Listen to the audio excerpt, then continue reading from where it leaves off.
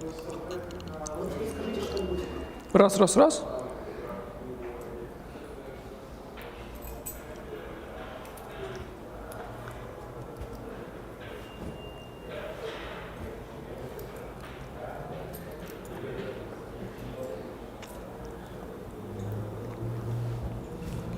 Okay.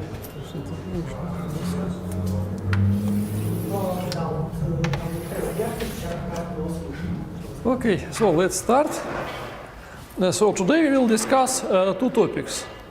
One topic is Stein manifolds. We will discuss it very briefly. And the main topic is Dolbeck homology.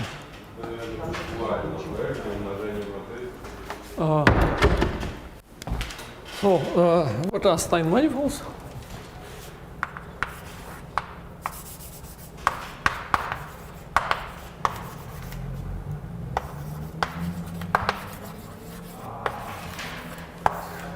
Let me introduce the following definition.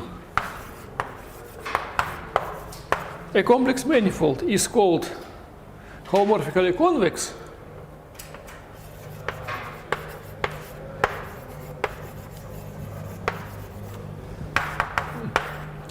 if the homomorphically convex hull of each compact subset is a compact subset.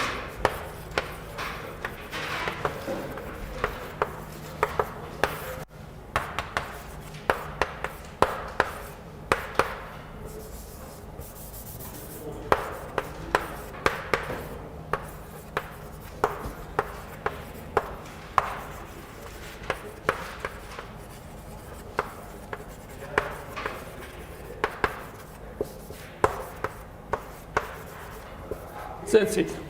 So we have seen homomorphically convex domains in CN, but for manifold it is exactly the same. Nothing special.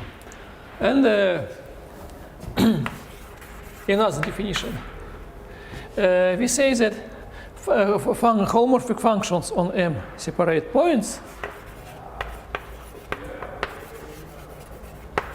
if any two points can be separated by, for any two points, there exists a homomorphic function taking distinct values there.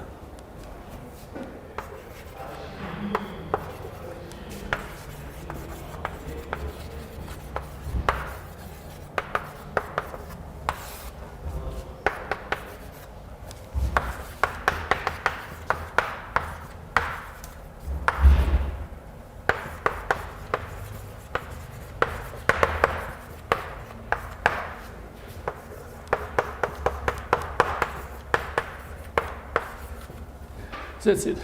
So now definition. M is Stein if it is homomorphically convex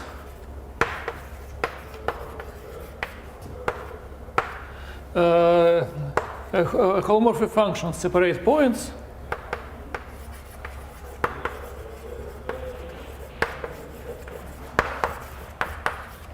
and for every point x in M, there exist n functions, homomorphic functions, whose differentials at x are linearly independent.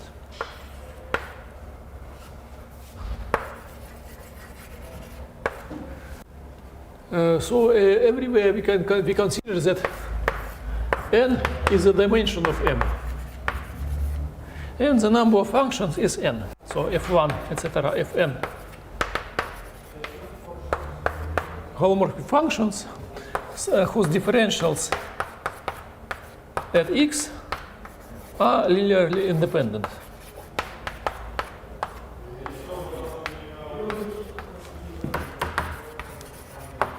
This means that functions f1, etc., fn form local coordinates.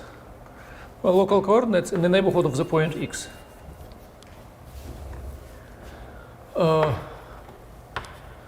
Now, let me provide some examples. Domain of holomorphy.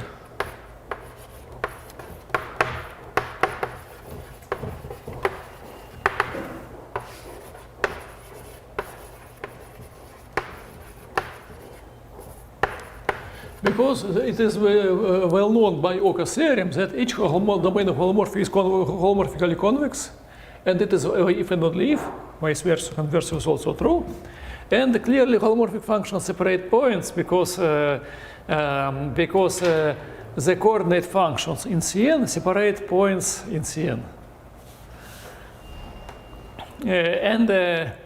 It's clear that the coordinate functions form local coordinates in the neighborhood of each point of the domain, so it is Stein.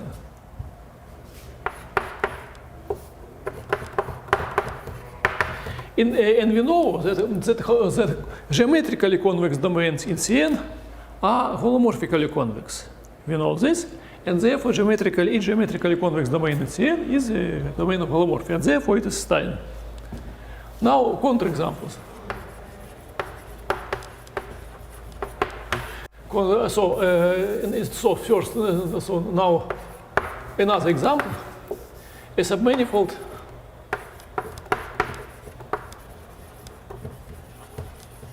in some complex space. It is clear that it is holomorphically convex because holomorphically convex hull of a compact set is bounded because coordinate functions, we can use coordinate functions, and so we know that it's all bounded. But a bounded subset intersects, a closed bounded subset intersects a submanifold in a compact set always. And so it's clearly okay. And of course, since it is submanifold, then we can introduce on its at each point we can draw a tangent space to M, and on the tangent space we can use take some affine coordinates which induce local coordinates in the neighborhood of the point in question. So all these statements are okay. So it is Stein, and this will be our main class of examples, submanifold. For the reasons I will tell about later on. Counterexamples, which are not Stein. So first is, of course, compact holomorphic curves,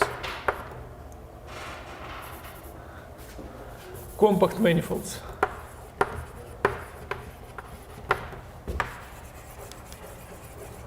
Because each holomorphic functions on a compact manifold is constant, and therefore no holomorphic functions do not separate points.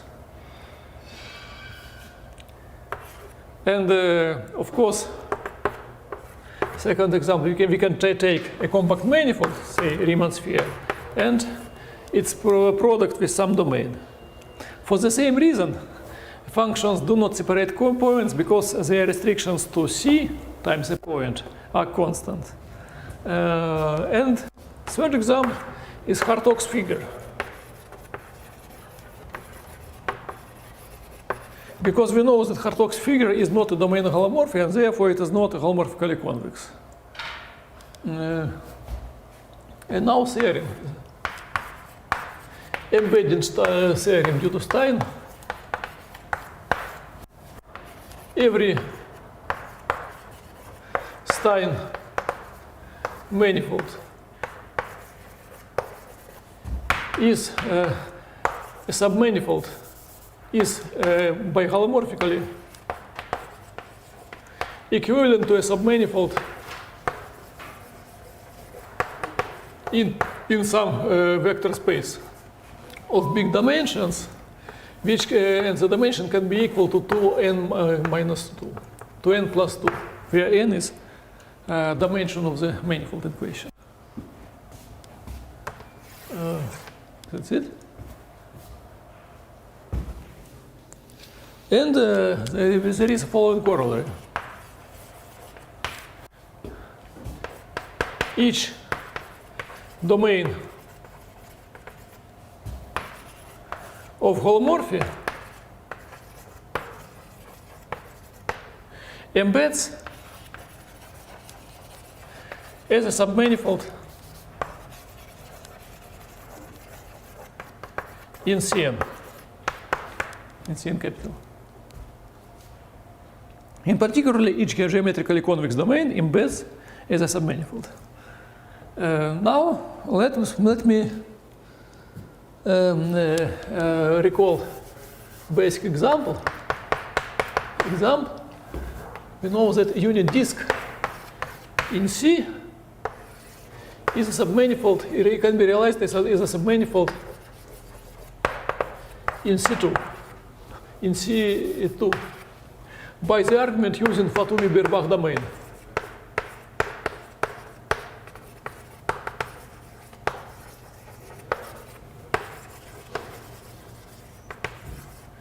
We have seen that Fatumi-Birbach domain, which is an attractive basis of a polynomial automorphism, an attractive fixed point, linearizable fixed point. We know that it is a domain in C2, which is not all of C2, provided it is not everything, and which is isomorphic to C2. And we know that Fatumi-Birbach, and we know that if we cut it by a line, non-trivially, then the intersection will be simply connected domain, which is thus conformally equivalent to the unit disk, and the map sending the Fatumi-Birbach domain to C2 sends this disk to a submanifold. This was during the seminar or during previous parts of the talk. That's all I would like to tell about Stein manifold, and now I would like to start new topic, Dolbeault homology.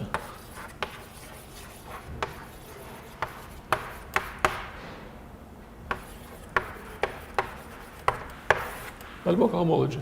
So to this end, let me introduce the Dolbeault complex, appropriate complex differential forms, and the d-bar differential. So later so what are the objects to be considered? So let M be a complex manifold.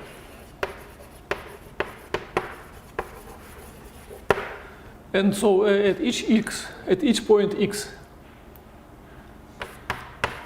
in M, we can consider the tangent space. And we can consider the cotangent space, and we can consider, so they are complex vector spaces, right? And and we can consider the exterior powers.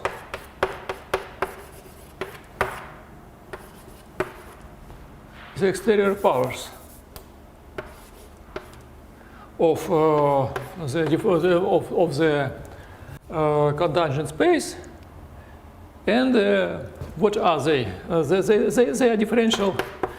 These are exactly differential K forms.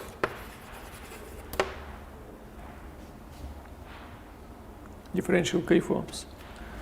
And so let us recall what is the basis in the space of complex forms. Of course, complex C-linear forms,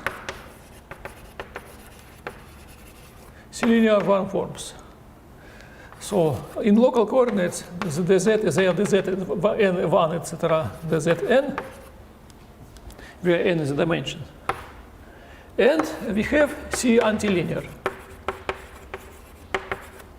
one forms, dz1 bar, etc., dzn bar.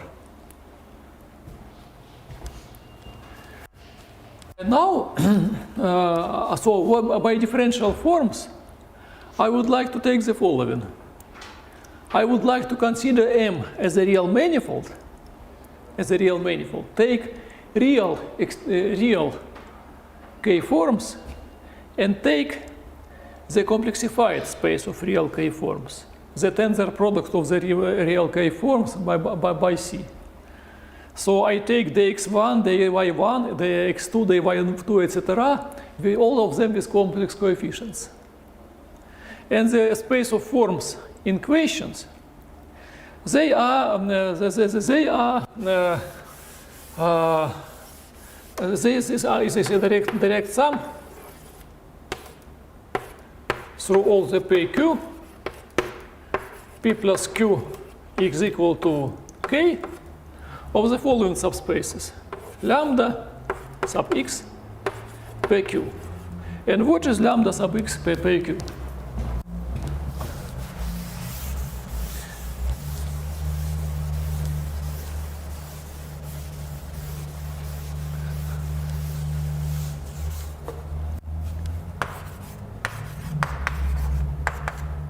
So we consider that Z1, etc., Zn are local coordinates in the neighborhood of the point X. And this is the following. This is the span over the complex vector space generated by the Z E1, etc., the Z I1, etc., the Z IP, which the Z bar I P plus 1 J1, etc., the Z JQ. So these forms are linear combinations with complex coefficients of these forms. This means that we consider, and now I would like to say that it is the same. It is the same as complexified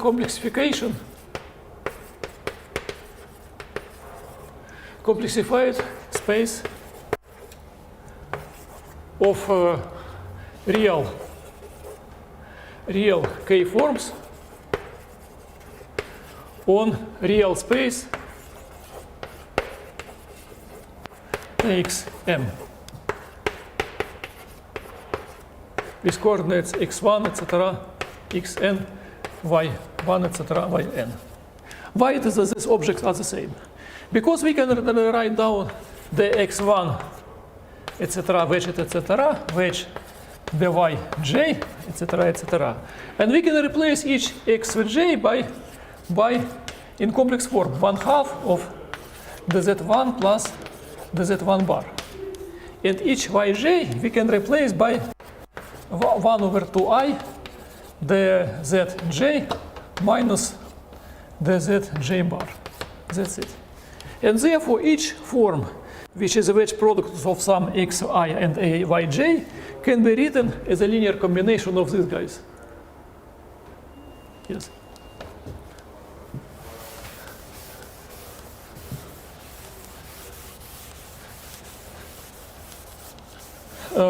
Now the differential.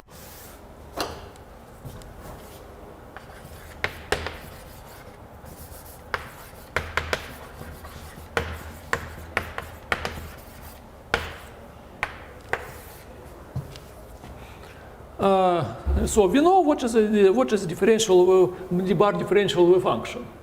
We know that the differential wave function is d bar plus d round bar. So this is C linear part of differential, and this is C antilinear. And the C antilinear part lies.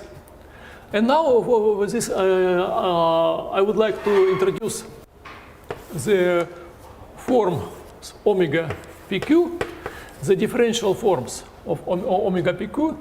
So it is the space of forms for which we take families of exterior forms of type PQ at each point x of the manifold. So for each point x we take a form on the corresponding tangent space, and we glue them together. We consider the class of C-infinity forms in which this family of forms depends smoothly on x, etc., etc. And now I would like to say that the differential, that the C antilinear part lies in omega 0, 1. And the C-linear part lies in omega 1, 0.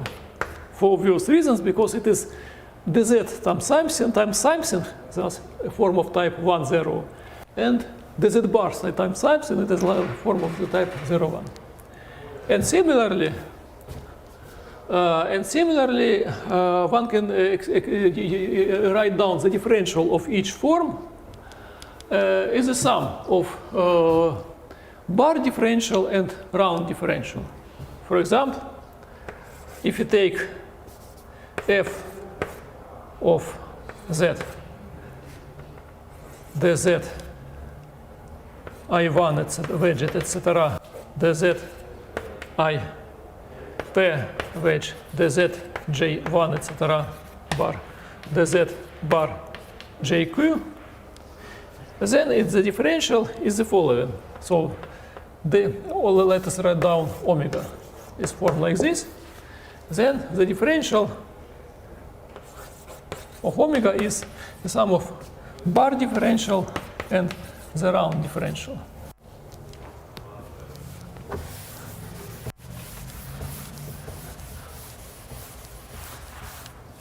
So if omega lies in omega pq, then the d-bar differential lies in omega p q plus 1, and the round differential lies in omega p plus 1 q. So, and we have the following relation. The differential is always the sum of d-bar plus d-round. And what is d-bar? D-bar omega of this omega is equal to the sum of the bar f over dz k dz m bar, m from 1 to n, and we have here dz. Let me write down this in an invariant way. We take the d-bar differential of f, and we wedge multiply it by everything else. Wedge everything else, the same. And that's it. And this is equal to the sum through m from 1 to n, the bar f over dz m.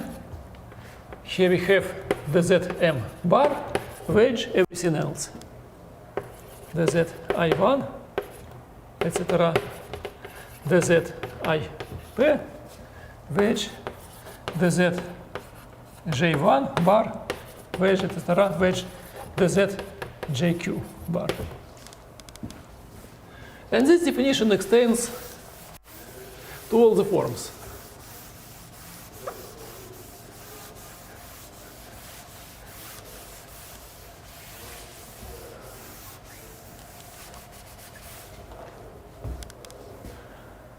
And now we would like to prove the following proposition. Proposition: the bar square is A0.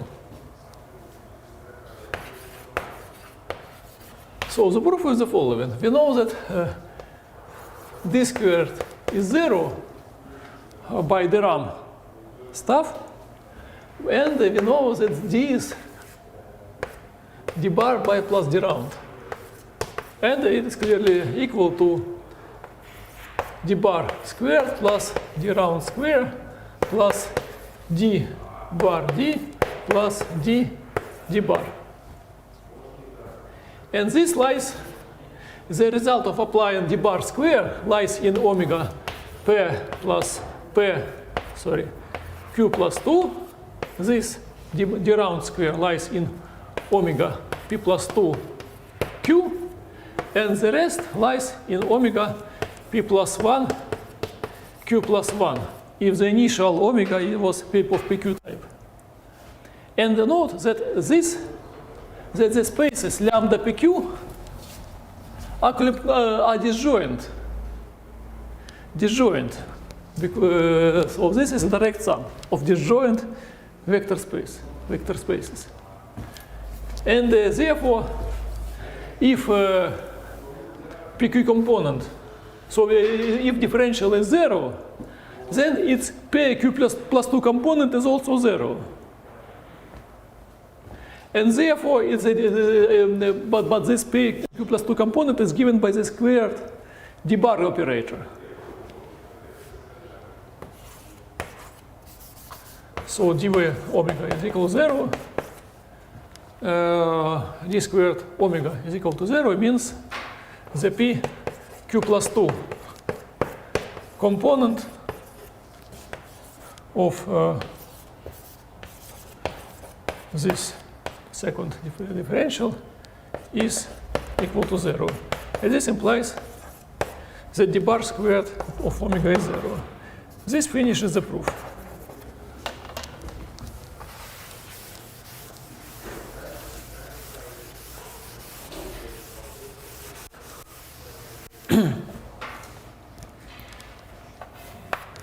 Now, definition. The PQ Dolbeck homology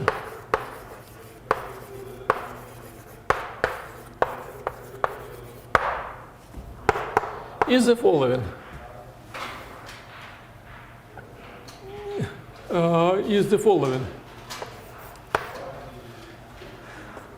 So to define it,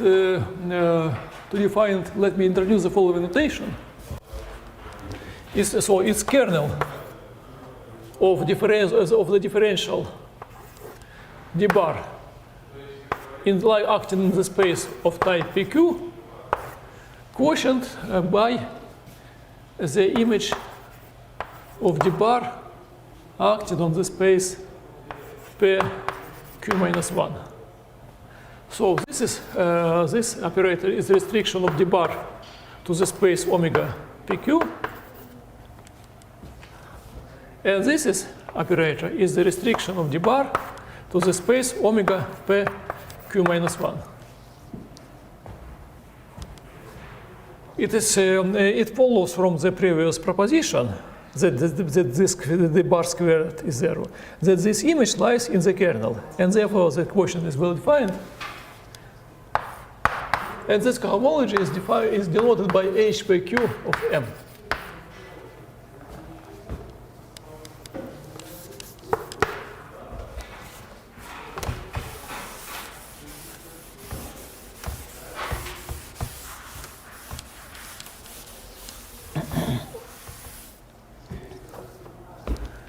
And this is a very important object in complex geometry and in many domains of mathematics. And we will prove the Poincare lemma.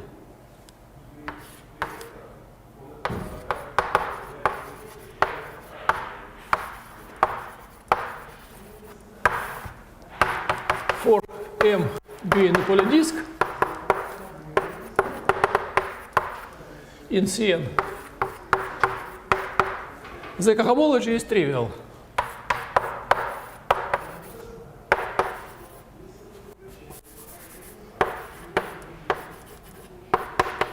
It's trivial for every PQ different from 0, 0.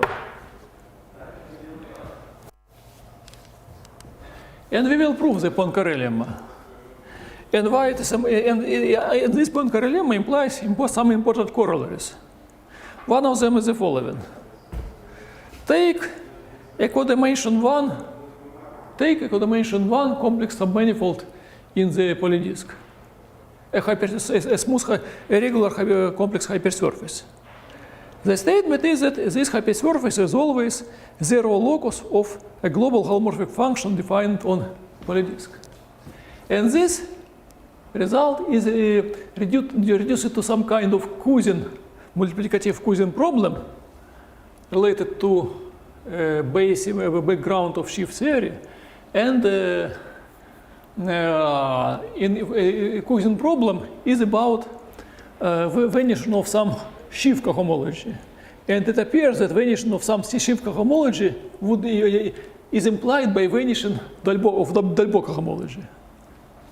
Yeah, we will discuss this later on. But first of all, we will prove the Poincare lemma.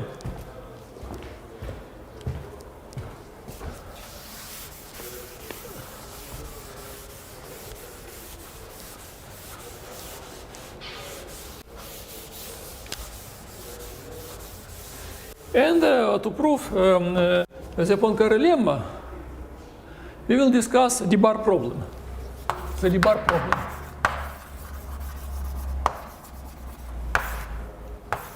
Given a closed, given the bar closed omega,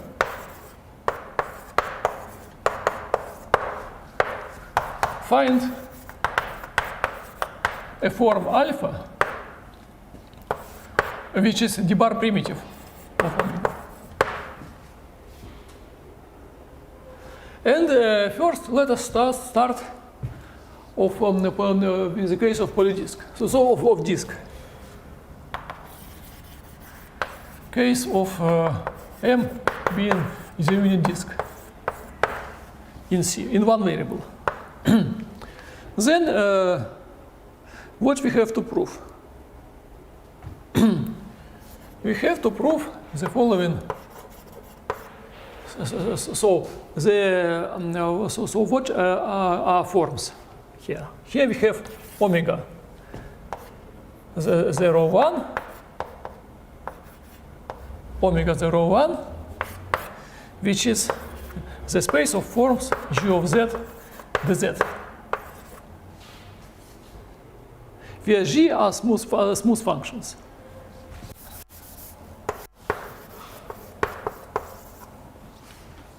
And I would like to say that here the Dalibor homology can be defined for finitely smooth or for infinity smooth. And we will always consider that all the spaces in question consist of C-infinity smooth forms. We will work only with C-infinity smooth forms. All the objects are C-infinity. And this function is G is also C-infinity. And the bar problem is the following. So find a function f on the unit disk C-infinity smooth such that d bar f over dz bar is equal to the given function g. That is our first d-bar problem to solve. Clearly, such a form is d-bar closed because its d-bar differential is dz bar times something, that is clearly 0.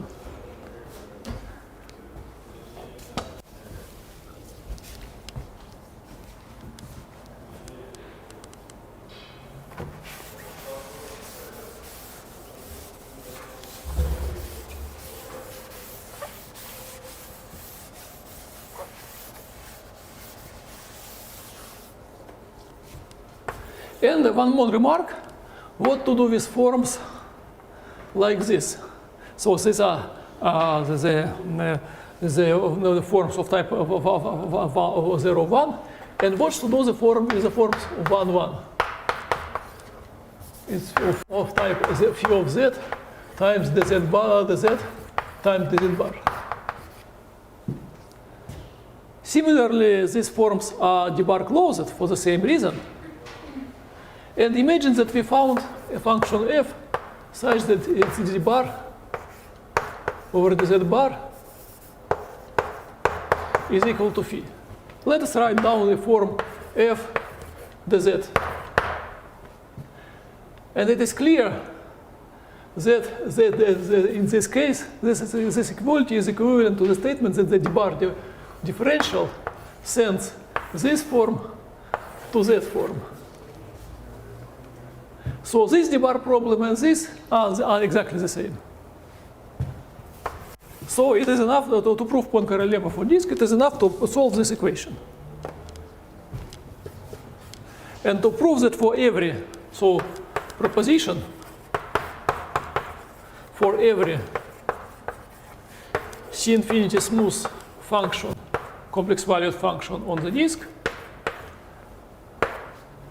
there exists another C-infinity smooth function on the disk, f, such that the f satisfying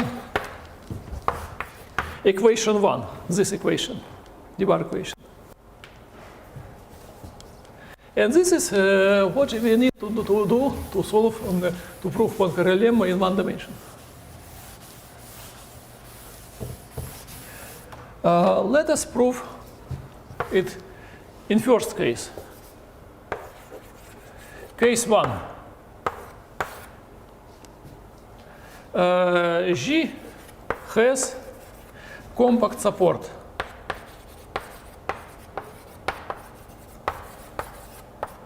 In the unit disk. This means that G vanishes in the neighborhood of the boundary of the unit disk. And this is the first case to be analyzed. And I would like to say that the function f of z given by the following integral, 1 over 2 pi I, the integral, double integral over c, of all of c, g of zeta divided by zeta minus z, that zeta wedge, that zeta bar. I would like to say that this function solves the debug problem. And let us prove this. Actually, the integration is on all of C, but taking into account that the support is compact, we just say that outside the unit disk, the function g is 0, and we write down the integral on the unit disk as the integral through on all of C. And to this end, let us rewrite this integral in the equivalent form. Just shift the variable zeta 1 over 2 pi I of the integral over C g of u plus z times du over u, logarithmic derivative, wedge du bar, where u is this difference. Usual variable change under the integral. And now let us recognize that the bar derivative of f is equal to g.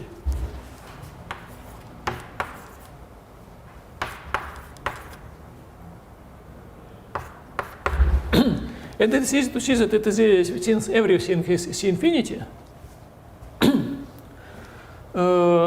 now we have the following. It is 1 over 2 pi I. We just differentiate under the integral.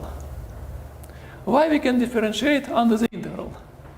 Because of the classical Weierstrass-like Majorant theorem, saying that if the integral of the modulus of derivative is nice, is bounded, then everything is fine. But the integral of the modulus of derivatives is the modulus of derivative integrated against 1 over modulus u of u. And this is obviously convergent integral. Therefore, we can differentiate. So we have here the integral over d bar g dz bar. Let us call this variable it is zeta. That zeta bar u plus z.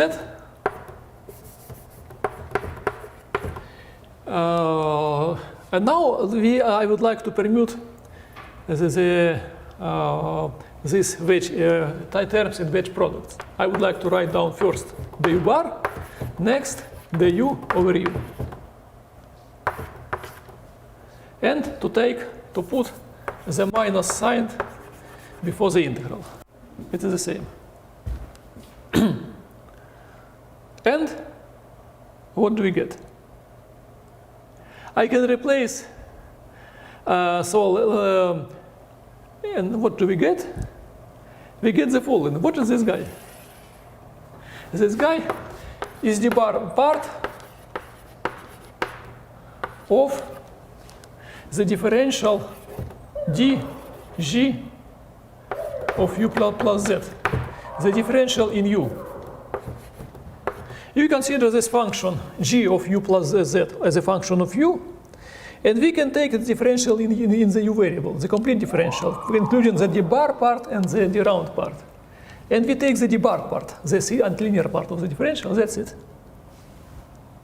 But if the other part, the d round part, contributes here trivially because its wedge product with holomorphic stuff is 0.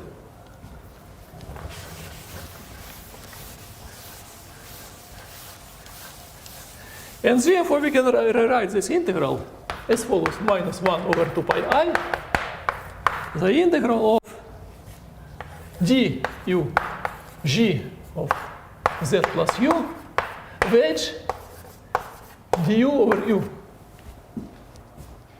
That's it. It's the same because the holomorphic part, wedge multiplied with this, is 0. And what is this? This is the differential form. So this, all this stuff is equal to the differential of g of z plus u times du over u. That's it. This is. Because according to the differential rule, we have to first differentiate this function, and we get this. But the differential of the function on the right is 0. This is the function on the right, the du over u is just what it is. Yes, the differential is 0 because it is a holomorphic function. And it is an integral over c. But to be honest, we should say that it is an integral over c except for the origin, because the origin is singularity of this function. And now let us apply Stokes. So it is 1 over 2 pi I, limit as delta tends to 0, the integral of the same stuff, du of g of z plus u, du over u, of c complement to the disk of radius delta, centered at 0. And now let us rewrite this last integral by Stokes formula. By Stokes. And now by Stokes, it is the integral of the form g times this along the boundary. But what is the boundary? Of course, if you take a curve far away, then the integral is 0 because g vanishes. G vanishes outside the unit disk. So it's nothing special. And so the only boundary integral which will count is the integral along the boundary of the small disk. And we have to change the sign because when we integrate, so this is the integral along the boundary of the delta disk, counterclockwise with negative with positive orientation of the boundary of the outside, and with negative orientation if you consider the boundary of disk as a boundary of inside. And therefore, due to this sign change issue, this is equal to the limit as delta tends to 0 of the following, of the integral z, so u is equal, modulus u is equal to delta of g of z plus u du over u. And there is a circle oriented counterclockwise. And now, what is this? This is nothing else but just but this is g of z plus delta e power e phi times d phi times I d phi. That's it. And we have to integrate all this along the unit circle from 0 to 2 pi of g z plus delta e phi d phi. And clearly this tends to g of z as delta tends to 0. And the conclusion is that d bar of f is indeed equal to g of z. This is the result of our calculation. Go into limit. So go into limit, we obtained that our value is this. Is it okay?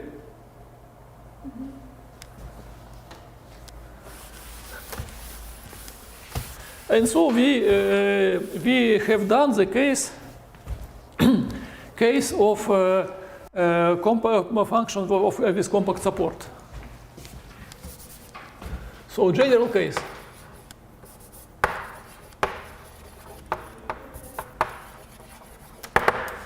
G is a function, C-infinitesimal function on the unit disk, but not of compact with compact support.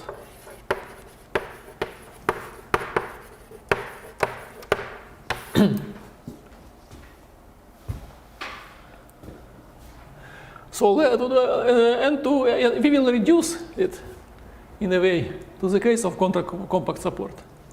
To this end, let us consider this as a sequence of radii Rn, which is 1 over minus 1 over n. So we have a sequence R1, Rn is less than Rn plus 1, etc., etc. They tend to 1. And we would like to introduce just special the head functions rho n, function with compact support in D1, and such that rho n restricted to the disk of radius Rn plus 1 is identically equal to 1. It is a function like this.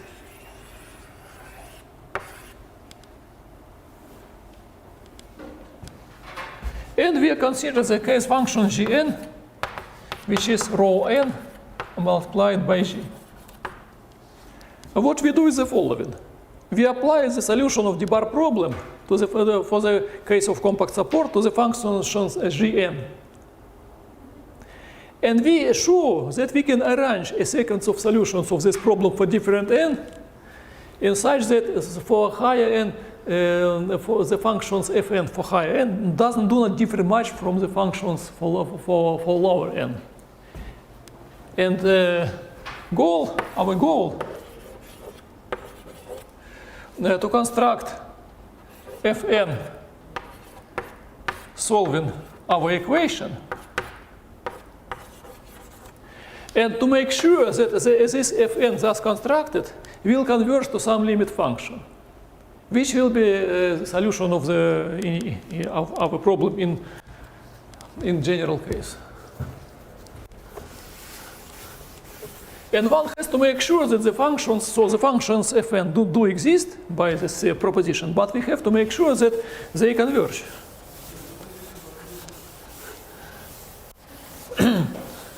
To this end, let me make the following trivial remark.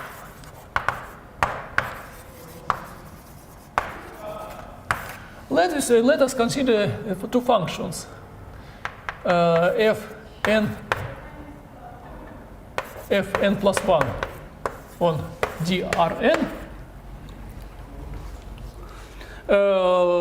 which are solutions of our problem.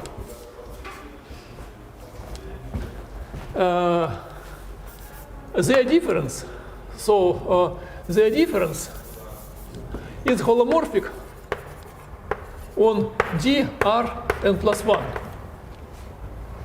because the bar operator sends them to 0. Why it is sent to 0? Because it sends them to gn minus gn plus 1, and this function is nothing else but g times rho n minus rho n plus 1, and this is identically 0 on on the disk d of radius r n plus 1, just by definition. But we know that if the bar operator of a function is 0, then the function was smooth, but then the function is in fact holomorphic. And we have to choose functions fn step by step in such a way that these holomorphic functions be not too big. And this is done in a very straightforward way. So given by induction. So change fn plus 1 to fn plus 1 hat or tilde in such a way that fn plus 1 tilde minus fn on the disk drn be less than 2 power minus n.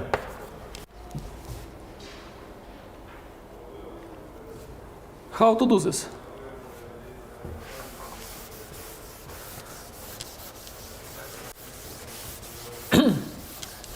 This is very simple because of the following. Consider the function, consider this function phi, denoted by phi n, this difference. Phi n is holomorphic on dr n plus 1. And drn is a compact subset there, it's just a smaller disk. And therefore, we can take a Taylor polynomial. So let us take p sub n, p sub mn of z, Taylor polynomial of the function phi n such that pm of z, pmn of z minus phi n, or restricted to the disk drn, is less than 2 power minus n. We can take, if we take the degree of Taylor polynomial big enough, then this inequality will be satisfied because the Taylor series converges uniformly on compact subsets.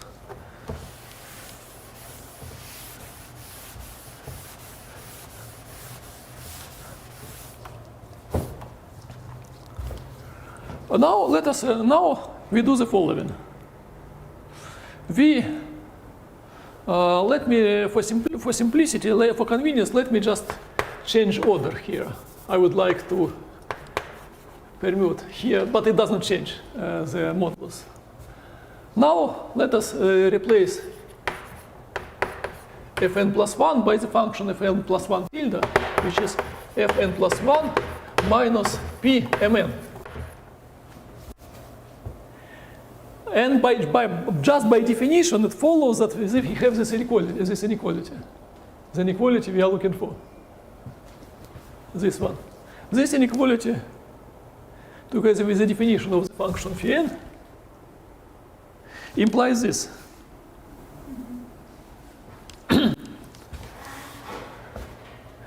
And now we do the same procedure.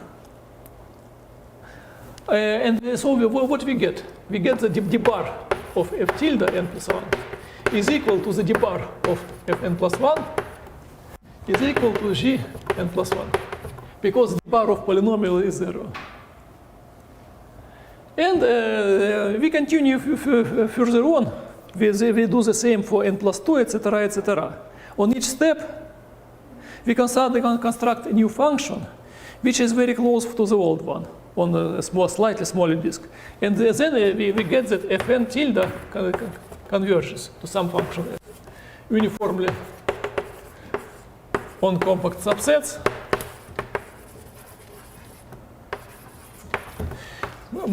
Also with first derivatives,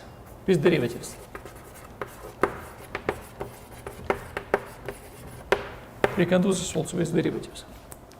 And we get that d bar f is equal to g.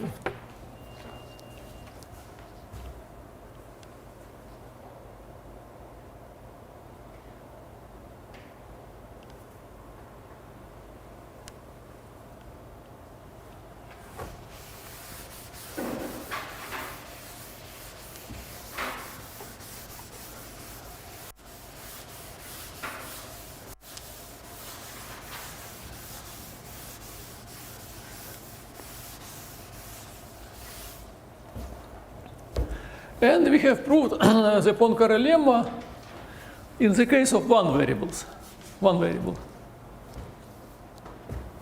Do you have some questions up to now?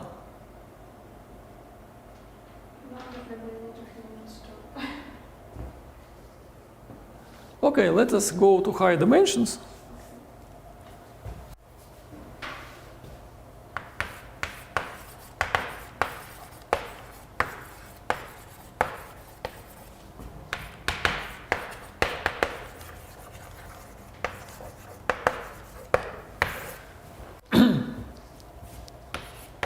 So the first part is a reduction to the case of zero Q forms, of purely bar forms.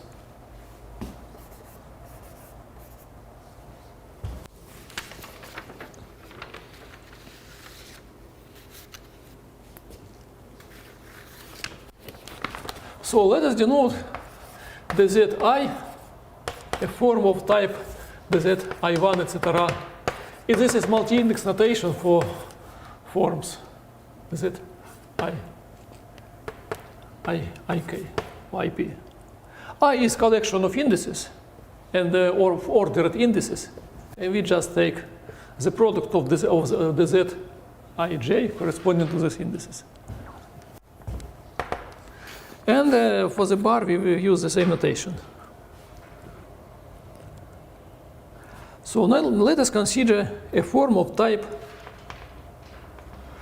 or let us consider a form which contains non-trivial p parts. Take omega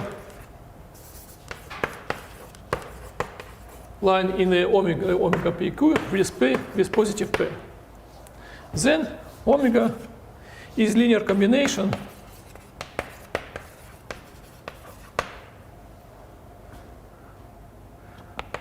of forms of the type dz I wedge omega j, where omega j is a sum of function, a sum of form like this, sum jij times dzj. All these are multi-indices.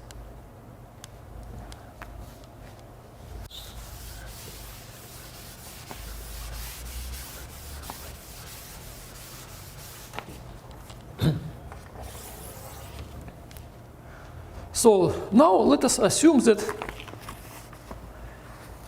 a linear combination. Let us assume that d bar omega is equal to 0. When we take d bar, we don't change the zi. We change only this, and we add extra bar differentials. But the forms dzi for different I are linearly independent. And therefore, a collection of forms of this type with different I is also linearly independent. Then this implies this holds if and only if d bar of omega j, ij, is 0. This is if and only if.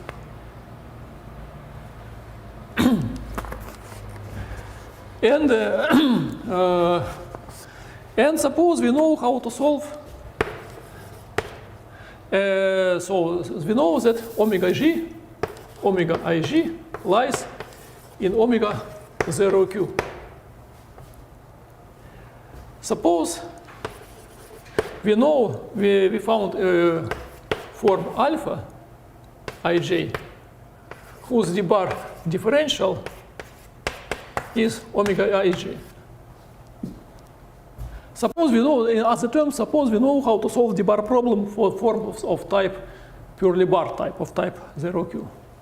Let us show that this gives us a solution of our d bar problem for us. Then the d bar, the form dzi wedge alpha Then for the form of alpha which dzi times -1 inappropriately power in power modulus of I, modulus j, something like this. Let's just, in order not to go to details, let me write down here the multiplier plus -1 on the, just dependently on the quantity of indices here and there. Plus -1 alpha times dz by I. If we take the bar operator of this, then we obtain our omega.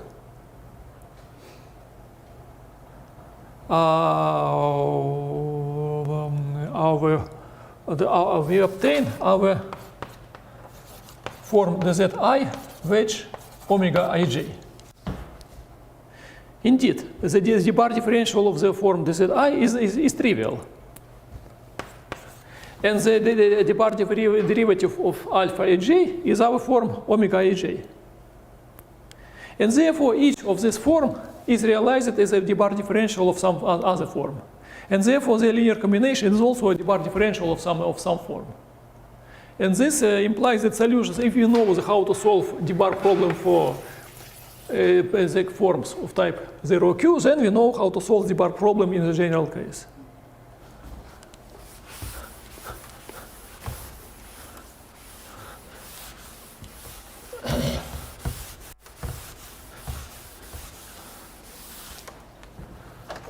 Now, let us consider the case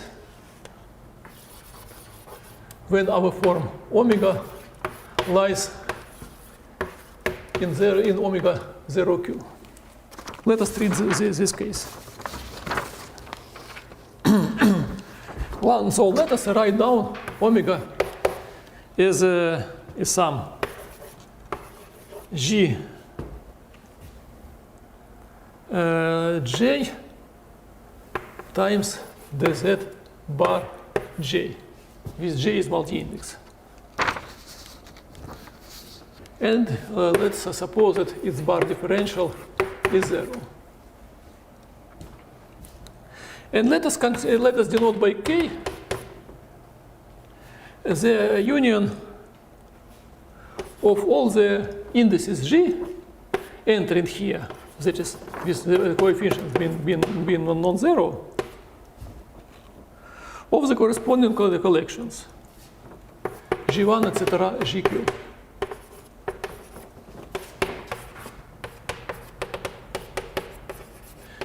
So K is a set of all the indices from 1 to n entering somehow in at least one term here.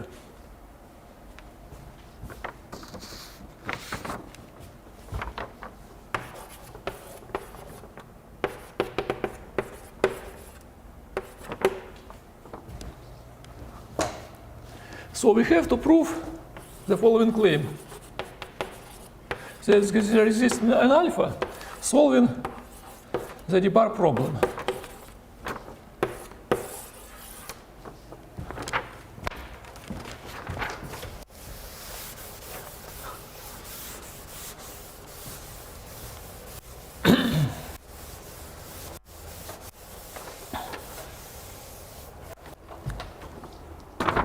So let us prove by induction. In the quantity of k, in the cardinality of the set k,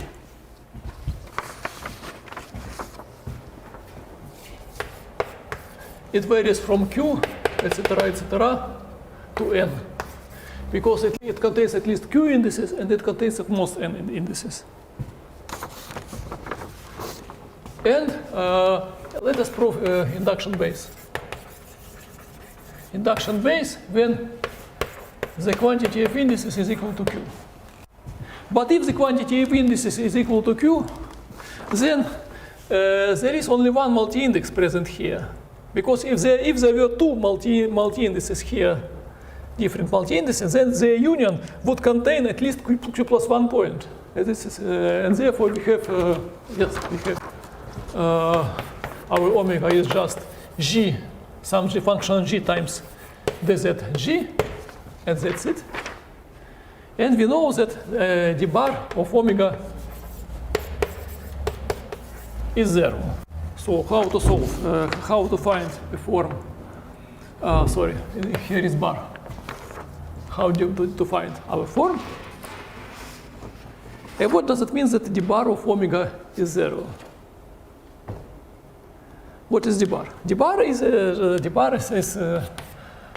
sum of derivatives d bar z, g, dz g bar, dz s bar, dz s bar wedge, dz g. That's it, bar.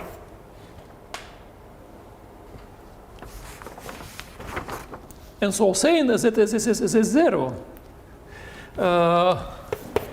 is equivalent to the following.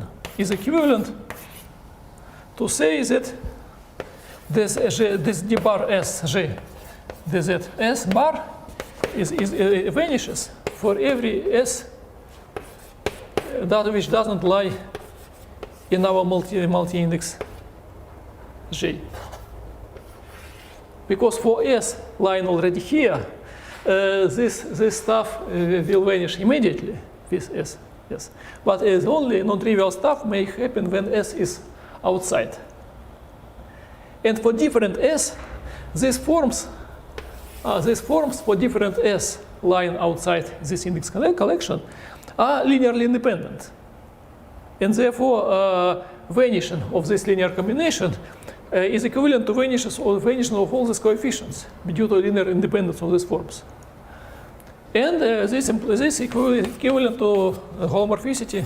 G is holomorphic in ZS for all S outside.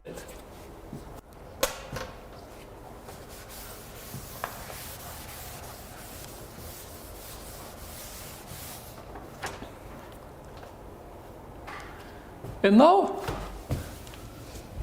let us find a d bar primitive of our form. D bar primitive. Let us consider G. Let us consider that 1 lies in G without loss of generality up to permutation of coordinates. Therefore, the ZG is equal to bar to the Z1 bar times something else. And let us take the following form. G times G of Z times Z1 bar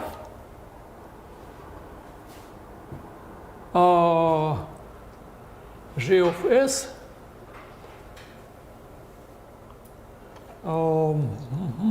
one moment.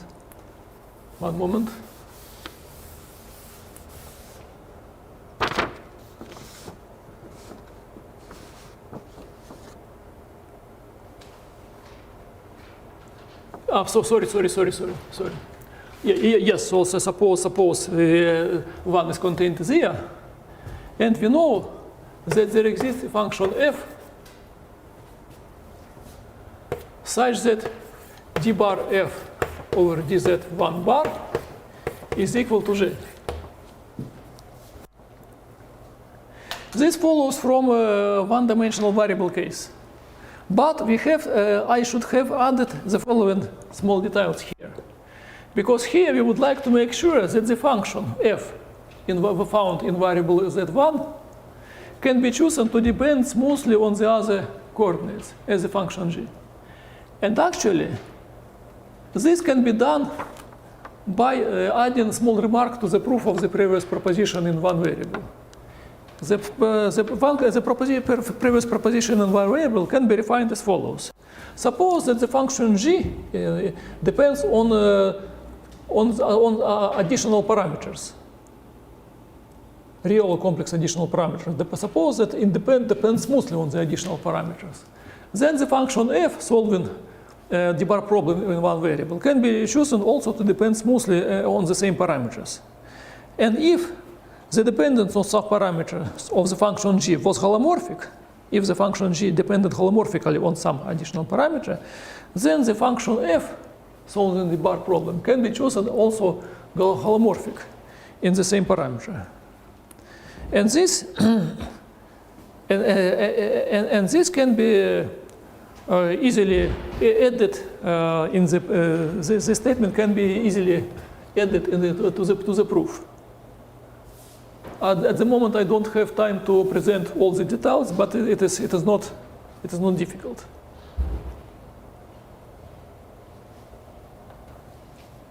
You just write down the same integral in the case of compact support, and you see that everything for this case of compact support, what we have found, everything is fine, everything will depend with appropriate regularity on the parameters, on the same parameters as the function g. And then one has to make sure that the passing to limit, which we have done, respects regularity on all the parameters. So let us take this function f with this property. Then we obtain the following, that they take alpha to be f,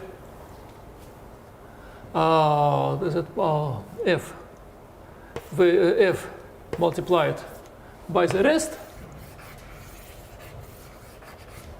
where f holomorphic in parameters in the variables zs for s outside G.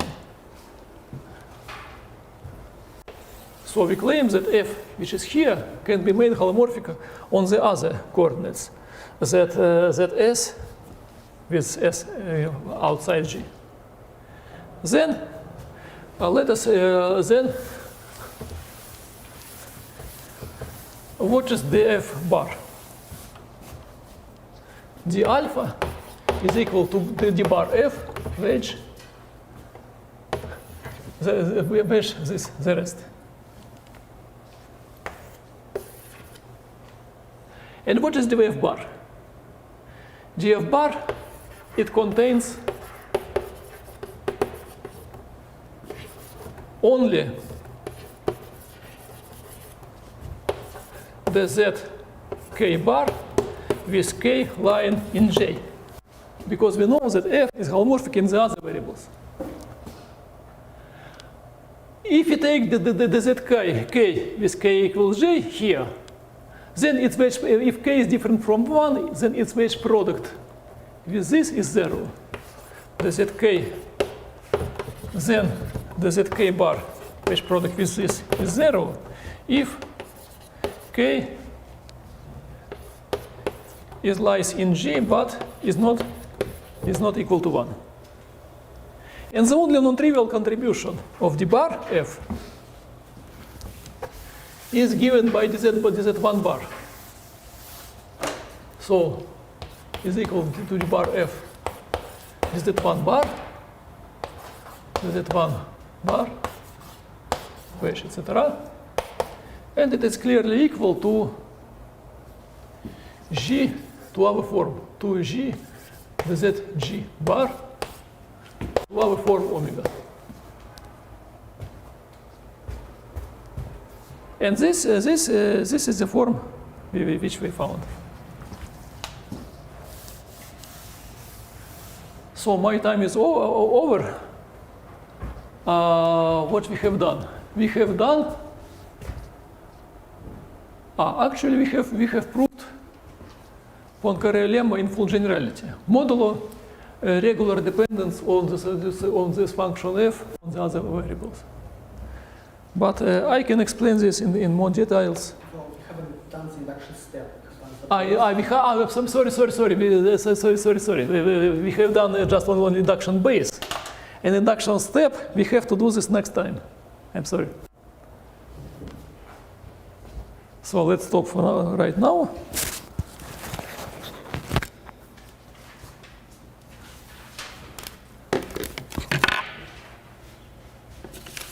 And we will start our seminar in 10:06.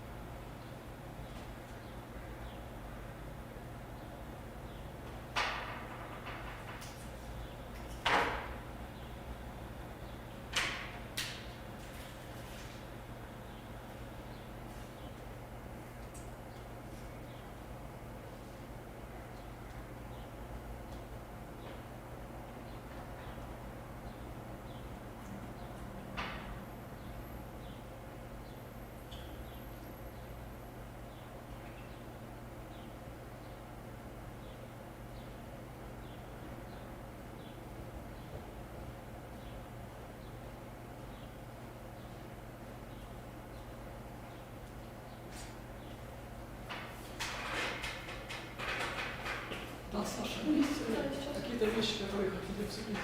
Картиночка. А, конечно, сейчас. Да, тогда заходите. Да.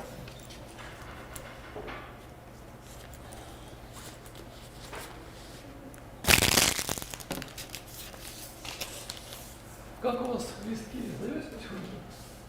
Ну, я вот сейчас записываю решение третьего листка. А, уже третий лист. Очень хорошо.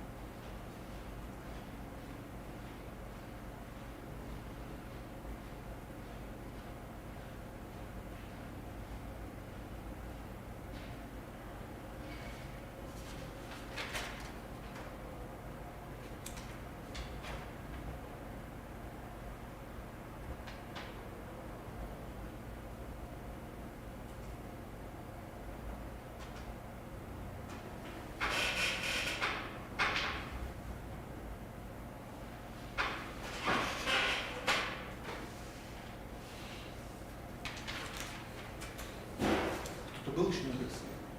Да, Саша. А.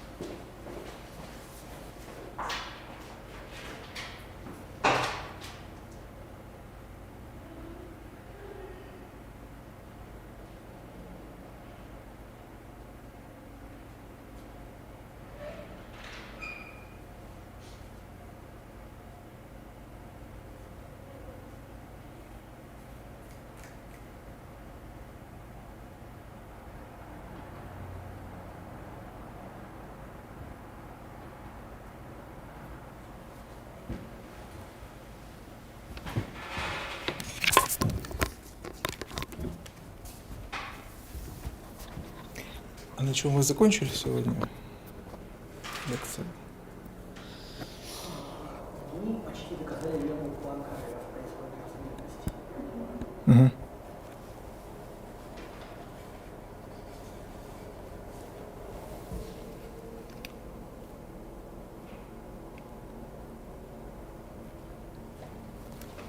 Здрасте. Ну, наверное, да.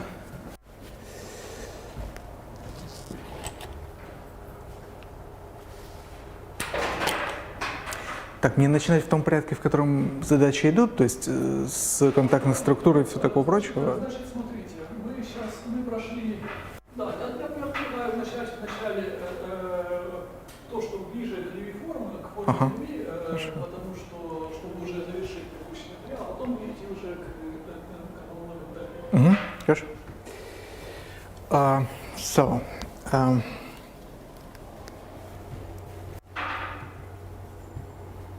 Yeah, so let me just introduce the following setup.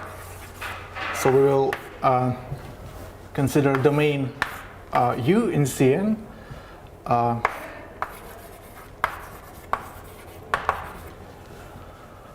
such that U is defined as the locus of where the function phi is negative. And let us denote by S the boundary of U, which is the zero set of the function phi. And phi will be a real valued C2 smooth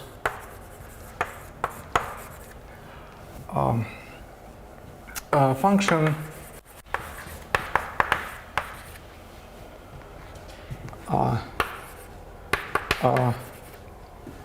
with non-zero differential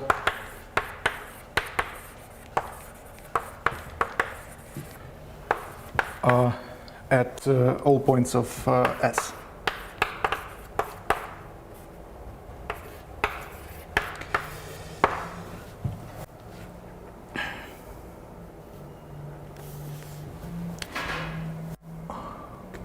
Okay, so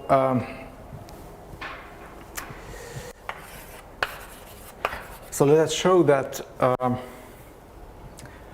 the signature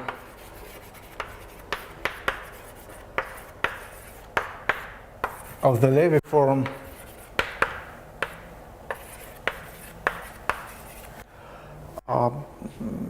does not depend on the choice of this function phi.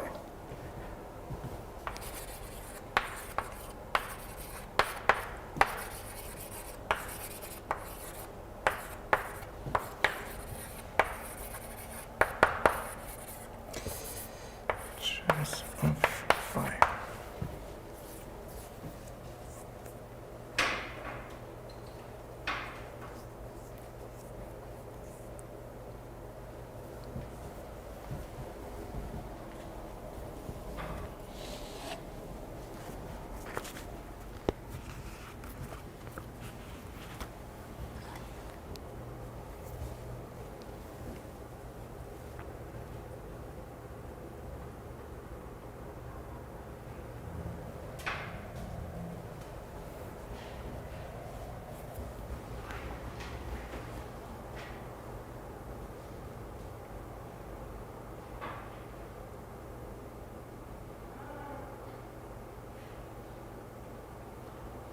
The signature and the property of being non-degenerate.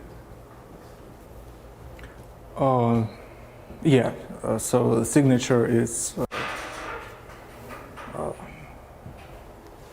well, and non-degeneracy.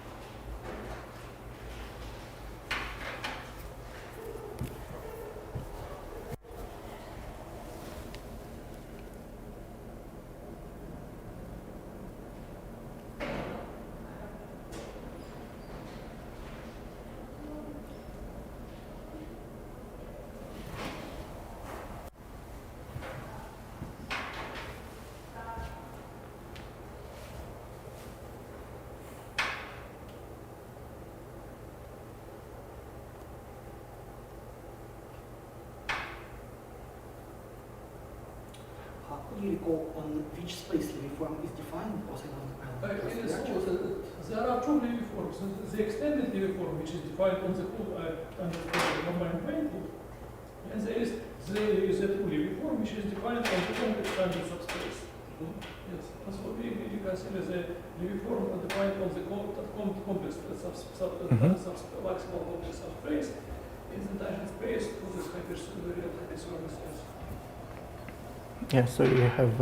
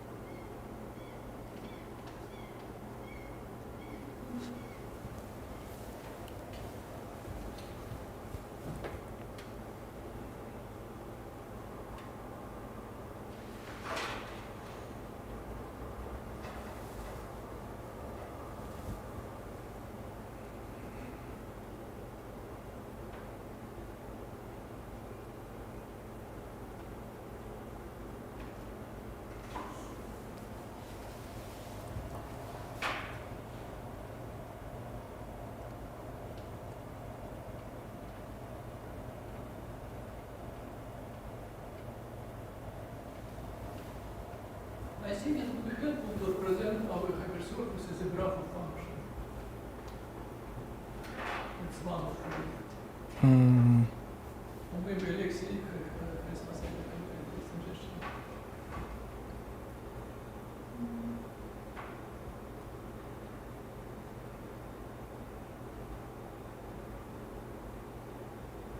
So it is hypersurface. So it's hypersurface of the real dimension 1.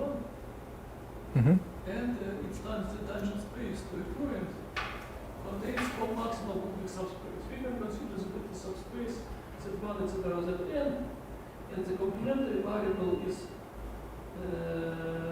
so Z1, etc., Zn minus 1, and the complementary variable we can define denoted by xn.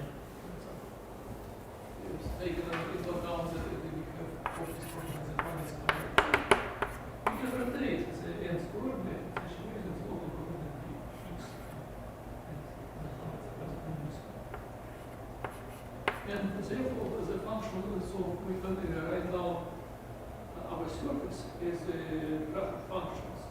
Y is equal to a function, yn is equal to a function of z1, etc., zn minus 1, xn. And maybe quadratic terms of these functions are responsible to the Levy form. In a way. So what are these coordinates? xj is the real part of the j. Oh, Yj is the imaginary part. okay. So We can consider that the tangent space at a given point was is so this we can consider that our point, base point of the surface, this is the origin. And the tangent space for our is the direct sum of z1 and zn minus 1 coordinates, complex coordinate space. It will be complex coordinate space. And the xn axis. Xn axis. So we need one real dimension more, right? And we can assume that this is its tangent space, because the general case can be reduced to this one by rotating the coordinate z1. Okay. And then yn becomes a function. Why can we rotate? Because we can change variables. We can introduce appropriate variables. Okay. In which complex variables in which the hyper surface is such a graph function whose differential is vanishes in the origin. And then the Levy form is corresponds to quadratic terms of the function yn, the other variables.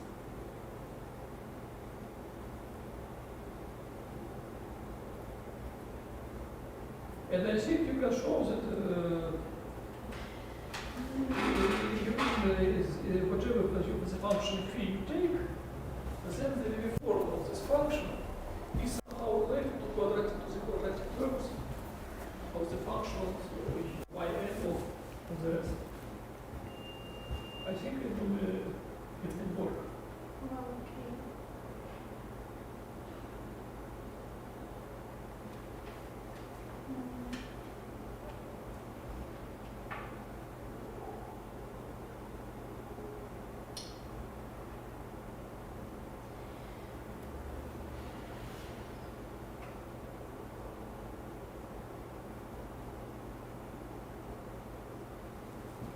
Because actually your function phi is something like difference yn minus this function times some non-negative function.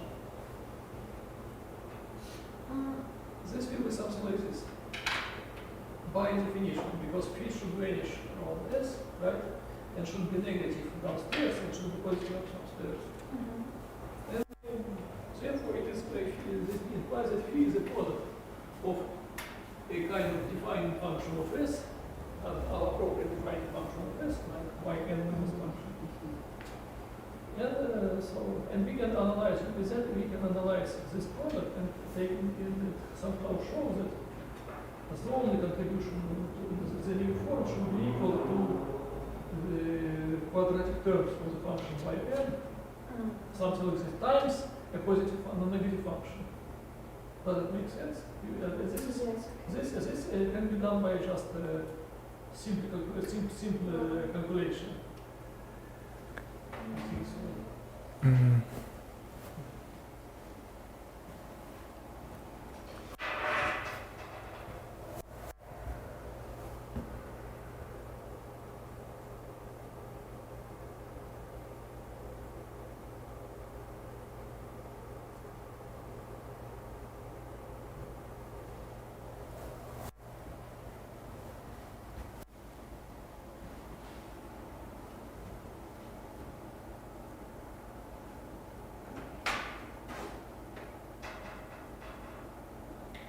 I would suggest to examine the Levy form of the function yn minus g of z1, etc., zn minus 1, xn. Because this is also a function which works well in our case. And which function?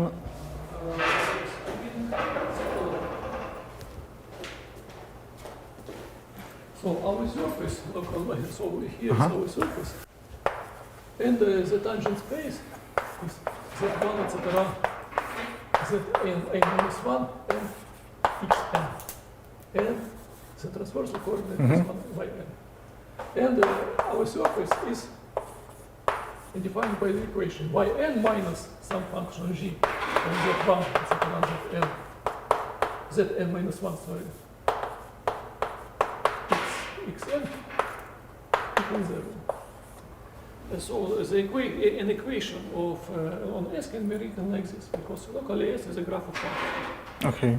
Yes, right? And then this is denoted by psi.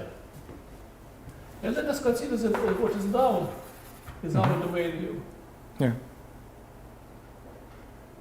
And this is yes. And U is psi less than this. And well, let us calculate the Levy form of the function psi at the origin. And this can be uniform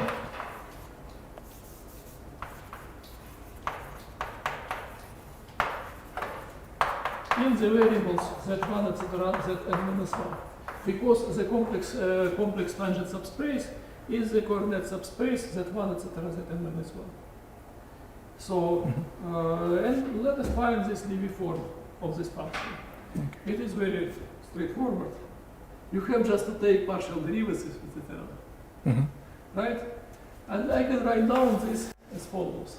Sum of AG times GK Z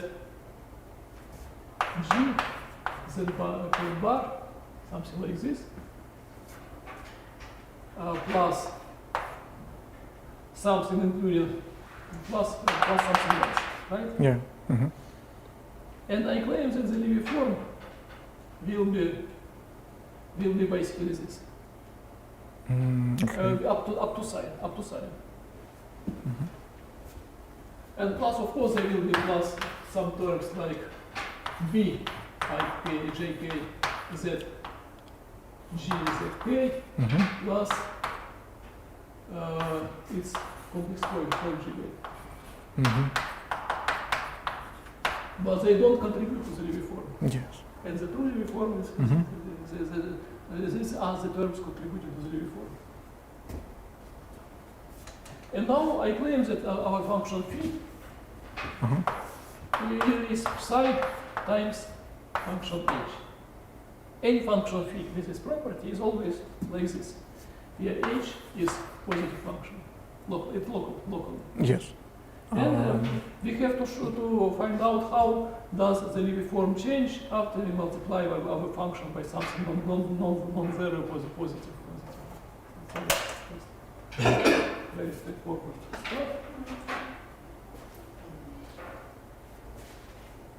It seems like possibly we could phrase it in a little bit different way. So if we are given locally at a point x, we're given this hypersurface and differential is non-zero, then we may just as well assume that the equation is just one real variable equals 0. Yes. And when we pass to some other function, some other defining function, so we just basically have we just multiply this function by something else. Because if you take any two functions like this, their ratio is non-zero function. Yes. Locally non-zero, and moreover, it will be infinity. If the function is infinity, the ratio will be infinity. Yeah. We can forget all this stuff, by the way. We can forget all this stuff and deal only with the context when we have a function phi and its product by with something positive. And to show that the Levy form indeed will be the same. And why do you have terms like Because in general, there could be some terms. But we have seen that there is a theorem saying that if we can change coordinates in order to kill these terms. okay.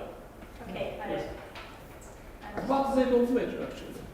But I will completely agree with Alexei, we can forget all this standard defining function in a way, and we can just take any two functions, so S. Yeah, just here locally. Phi1 equal to 2, define S. And then Phi1 over Phi2 is equal to H, some positive function, some positive function and the infinity.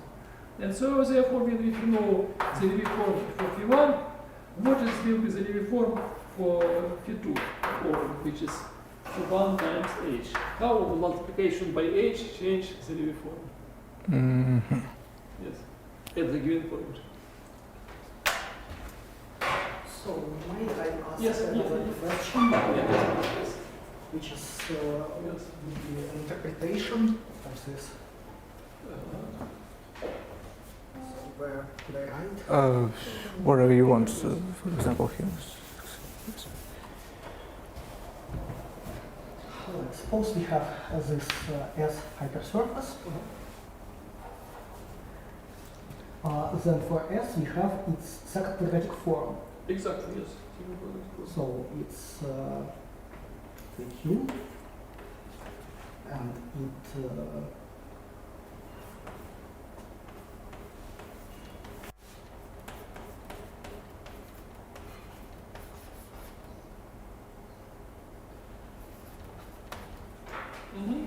but since we have chosen which direction is positive and which is negative, and the normal space to the hypersurface is one-dimensional by definition, Yes, of we course.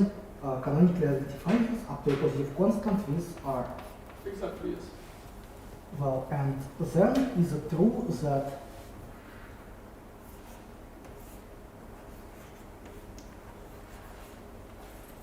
something like U of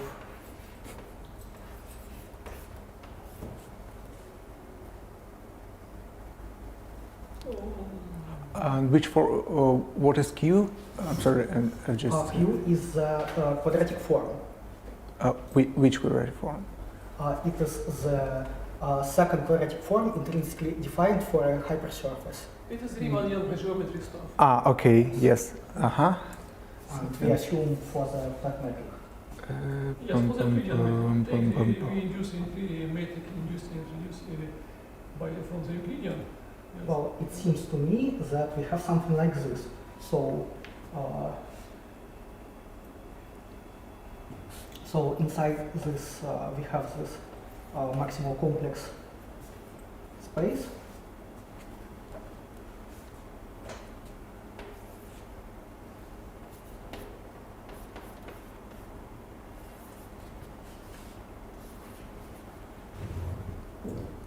And on the space acts anti-homomorphic conjugation.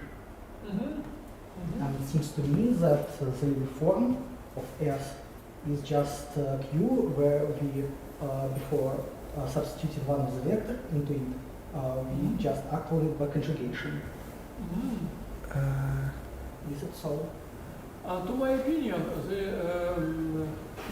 the second fundamental form should be invariant and by conjugation, right? Or not?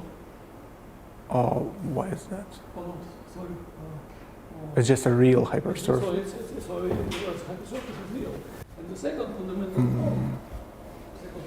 form, is a real value form, right? Real value quadratic form.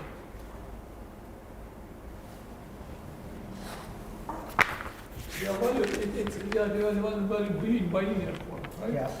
But the real value is bilinear form. But Levy form is not real value. It's bilinear, but it is not real value, it is Hermitian. Okay. One has to analyze this in details, but maybe I believe that there should be some relation, but at the moment I don't. Okay. But it would be nice because it Yes. is intrinsically Yes. defined Levy form in terms of just hypersurface and the chosen direction.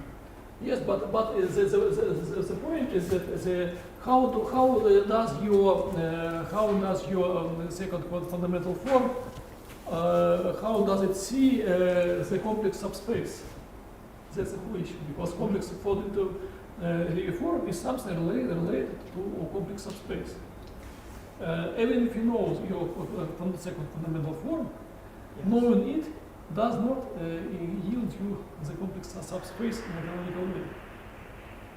Well, there is the structure of complex conjugation. So, Complex conjugation, yes, yes, so we have this. yes. So maybe it could come from Okay.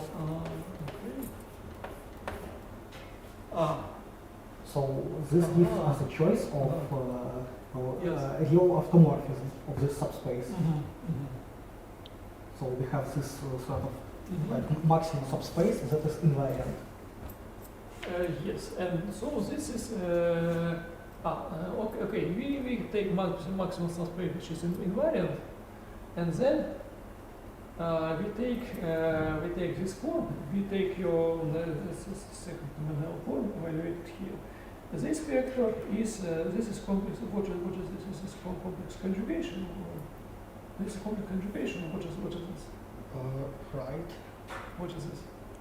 Yes, this is like complex conjugation, but I realize that we might not have invariant complex conjugation on just an dimensional object vector space. So yeah, I realize this is a bit more subtle than I Yes, expected. it is something. Yes. Okay. Okay.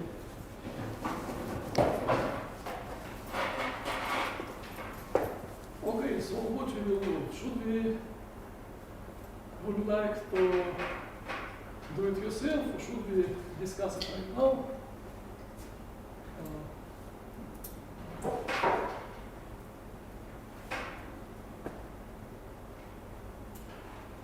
I would like it to be discussed because I feel confused.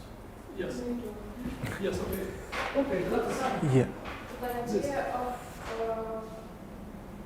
idea of coordinates and choosing such coordinates that will have xn and different handles, well, is okay, and the idea of choosing this c is okay too, but then it doesn't make sense. Why will we? How do we see that signature doesn't? Okay. Let us just differentiate this expression as a Levy form of. So let us compare this Mhm. Levy form Yeah. and this Levy form, just in a very straightforward way. We know what is this. It is a linear combination, a long linear combination. So Well, something like on the right desk. yes, we just it is enough just to write down the formula. So L of phi is equal to the following. So our complex subspace is this. So this squared phi is the sum of jk J and K. from 1 to n minus 1.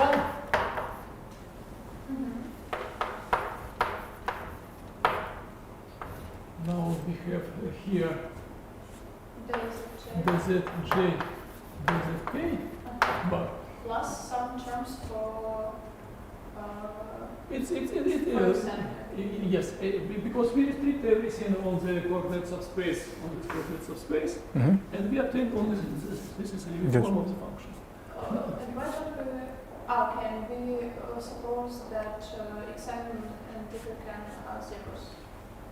Yes, we take Levy form only at this point. Okay. We take Levy form only at this point, Okay. and we measure signature of Levy form So only we at this point. want to Only at this point. compare Levy forms at origin. Yes, exactly. At the origin. Yes, I'm sorry. Okay.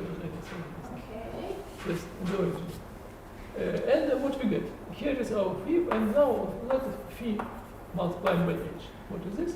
It is the same.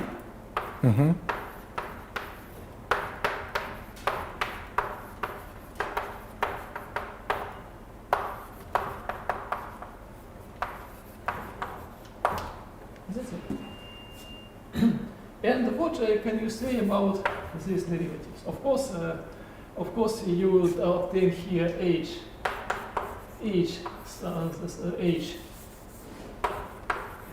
times Levy form for quite obvious reasons.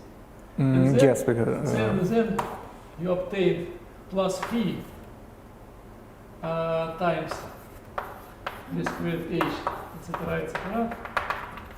and this is clearly 0 at the origin because phi vanishes at the origin.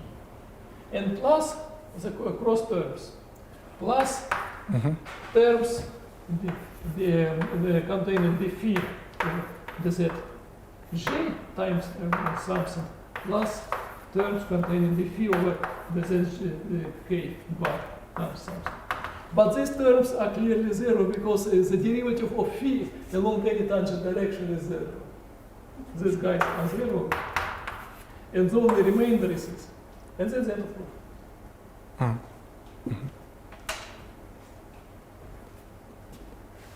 Okay. Is it okay? Okay, yes. That's why I have this idea. The way we chose this coordinate system strongly reminding the definition of second fundamental form. Actually, it would be nice to find out whether there is some relation, but suppose we have a real surface, a second fundamental form, suppose we have complex conjugation. Maybe it is true that somehow you can find out the difference between this data. And now there will be, Alexei, I would like to ask you to introduce contact form, contact structure, Yes.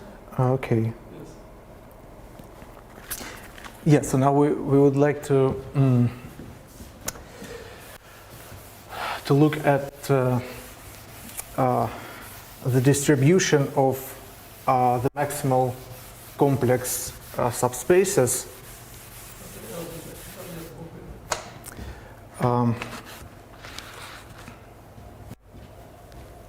So basically, for any point x at the boundary in the same notation, we have T C x at T. So for each point we have a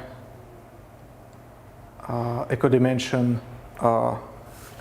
basically a hyperplane in the tangent space, and this hyperplane depends smoothly on the point.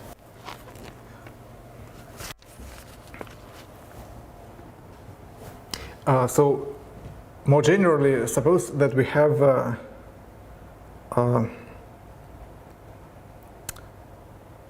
suppose that we have a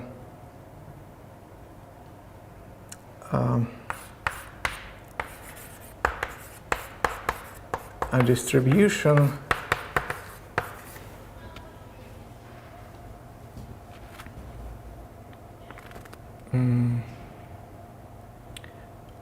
of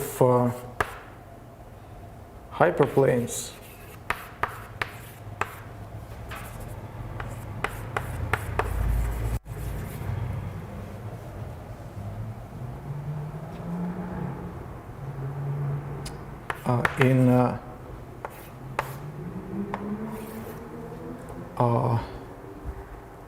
in the tangent bundle of S. So distribution is smooth.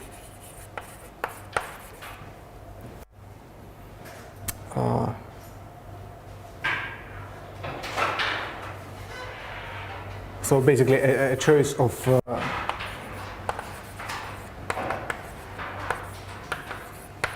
a hyperplane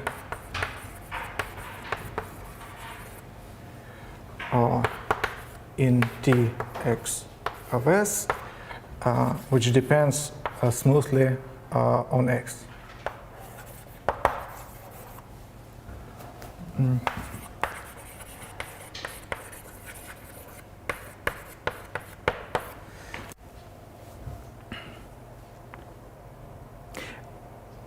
So what is a context structure? So suppose that the real dimension, so the real dimension of S will be 2n plus 1, Then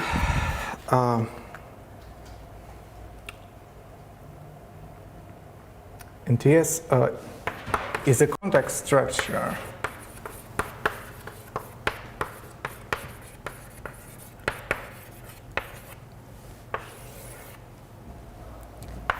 if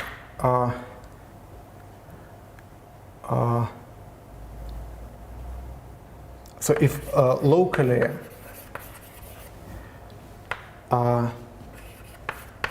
at each point x there is a smooth one form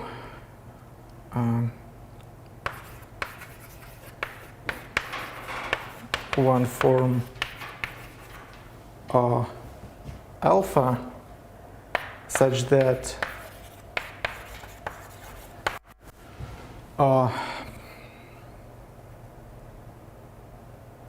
okay, so let me denote the distribution by H such that H is the kernel of this form, and moreover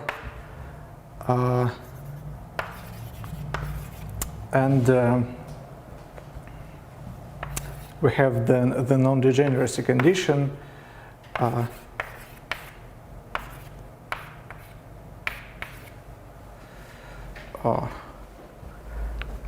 so alpha, which d alpha to the n is non-zero.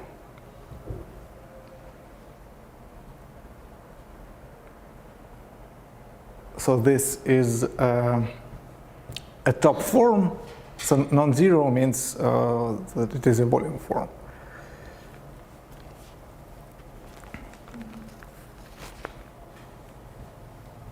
It's the alpha.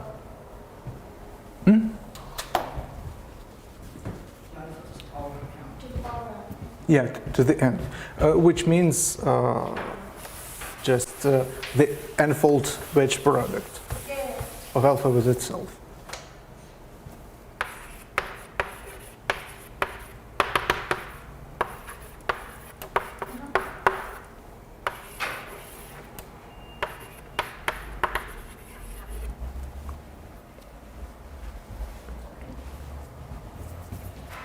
Yeah, so, and what would be, so what is the relation with this setup?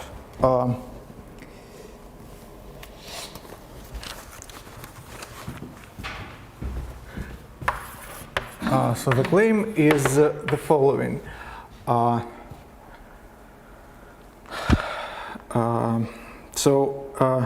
Let's consider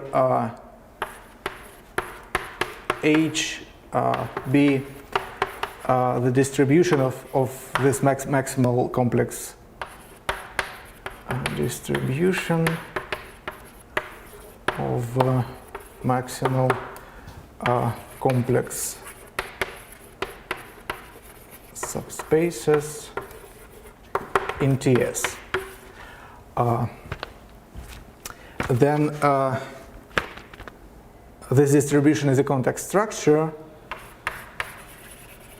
H is a context structure if and only if the Levy form is non-degenerate.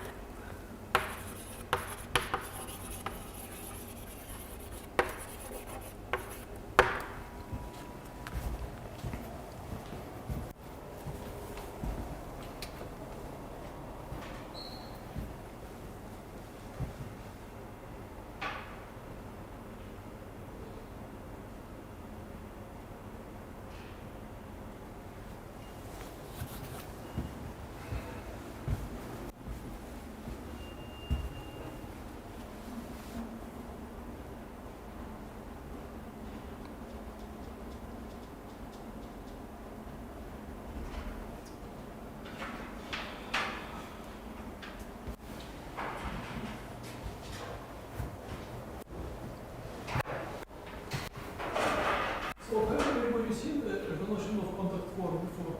Sasha, about you? Have you seen the notion of contact form before? I'm not sure what that is. It is an important object in geometry and in mechanics and mathematical physics. Yes, the contact form is this alpha, right? Yes. So it's just the terminology. Alpha is the contact form.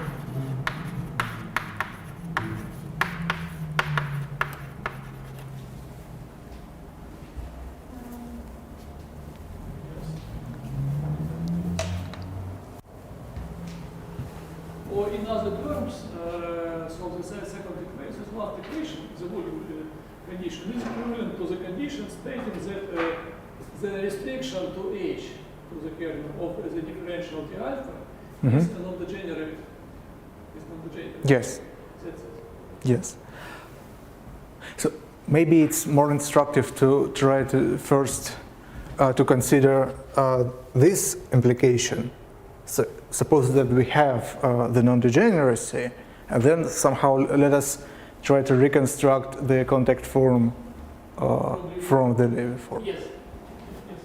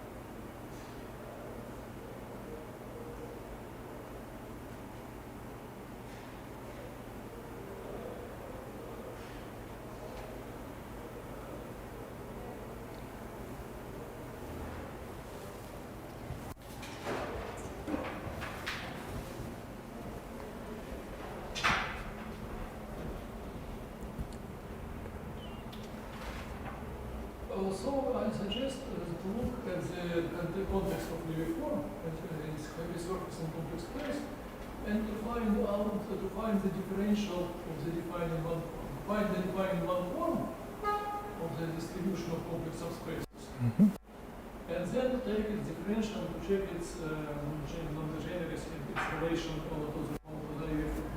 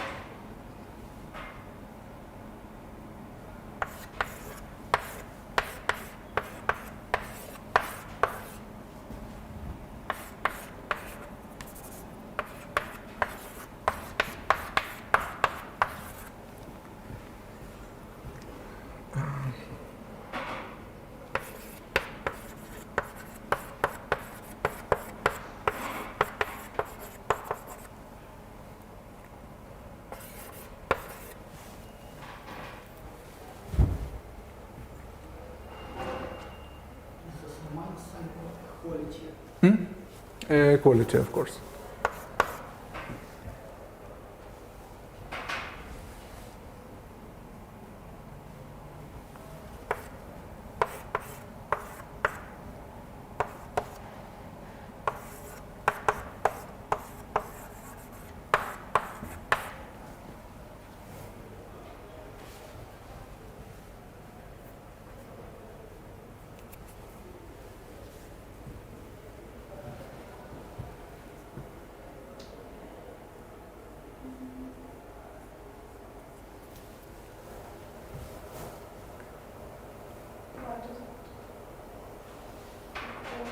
Why doesn't it include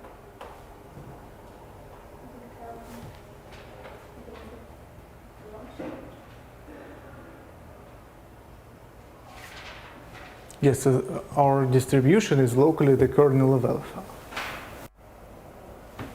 Or this. well, Yes.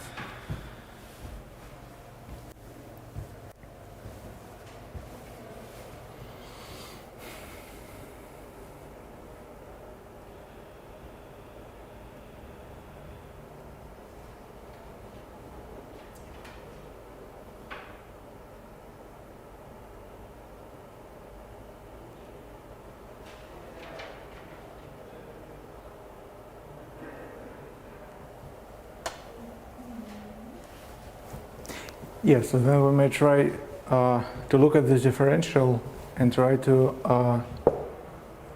restrict it to this subspace. Right.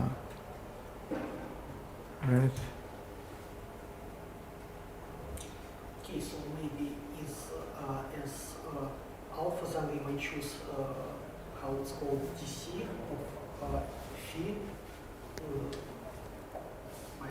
Yeah, go ahead.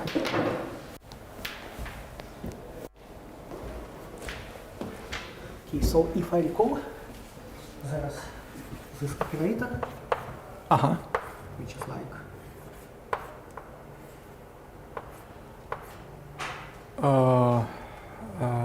maybe minus. Yeah, I also don't recall the sign convention. But it's something like this. I guess, yes.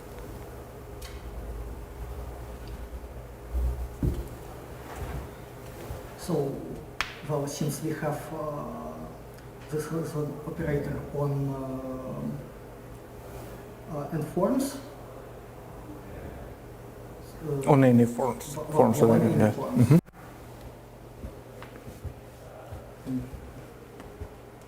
Well, and we need to well, Jx on forms, and we need to explain Dx on forms. We know that. Yes.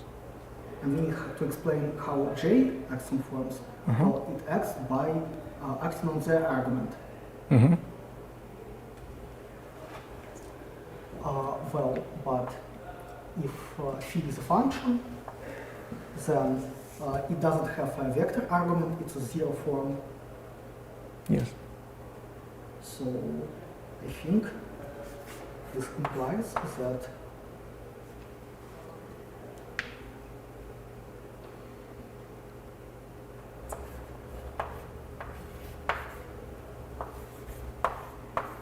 more or less by definition, Mm-hmm.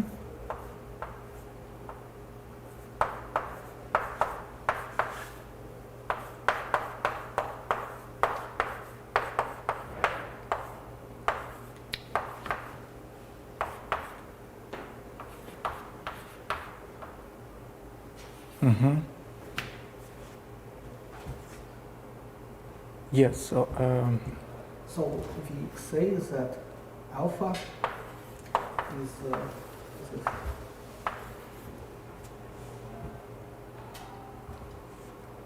And then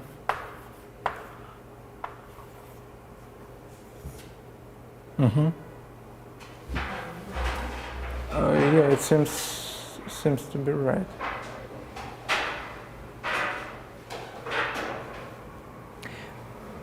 So instead of using decomposition as d plus d bar, we can also use this twisted d, which is twisted like that by the complex structure.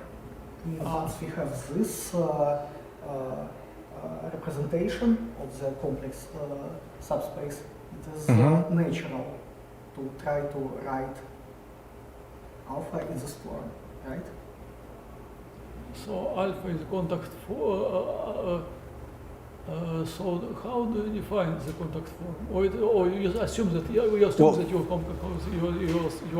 Yeah, suppose that we have the contact form. Yes, okay. and then Well, no, we have found this form which satisfies this, and we have to we have to prove that. okay, where phi is like like in the previous. Well, so we have find the defining form, the formula for defining form of this distribution. DC And the function phi is given, is like in the previous. Yes. Okay, yeah, so it's the converse. So given the function phi, Okay. We try to find the form alpha in terms of the given function phi. I haven't proved anything yet. I just say this is just the defining one form for this coordination one subbundle. And since we try to okay, is it really real valued form? Is alpha real valued? So DC, what is DC? Can you just? It's the composition of the complex structure, then the differential, and then minus complex structure. Ah, complex structure. Ah, okay.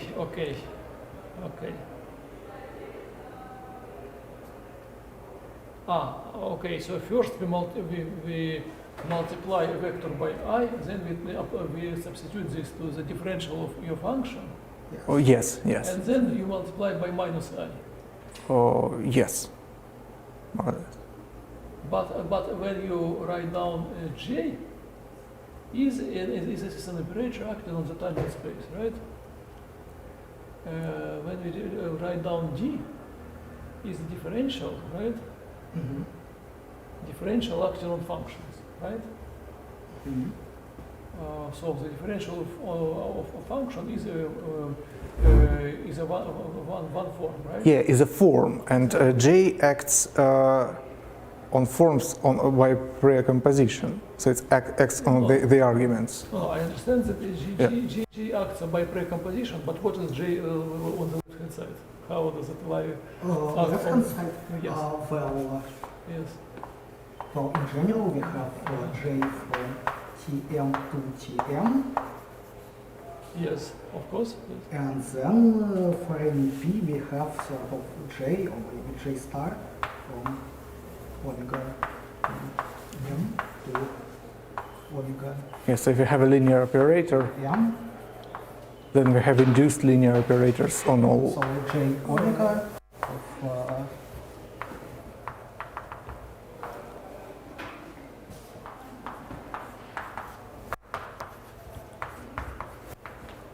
No, of course, precomposition with AG is a linear operator acting on form. and it acts by this here and here.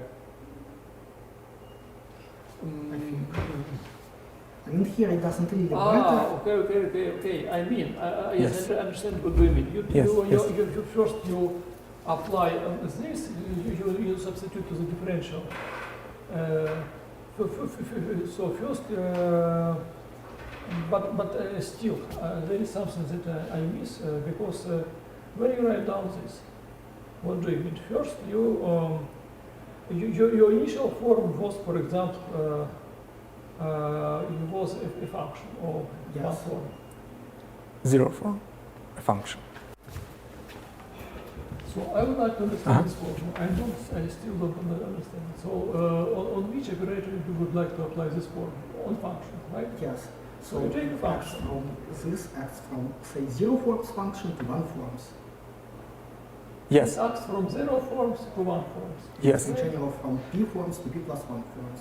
Yes. And how do we define this form? As a composition. Given a function. Given a function.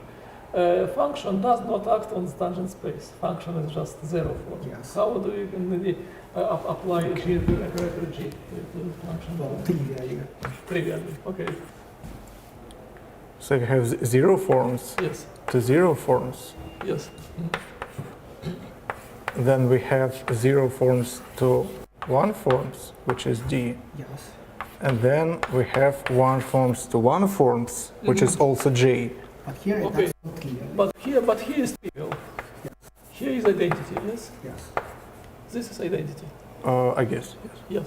Yes. So this then everything is okay. So then we first apply differential and then okay. Okay.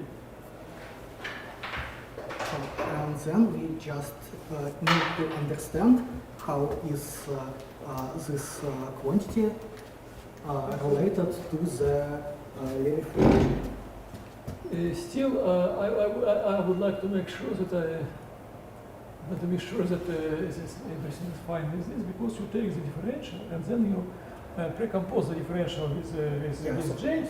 But the point is that you would like to have some linear form which vanishes on the complex tangent space.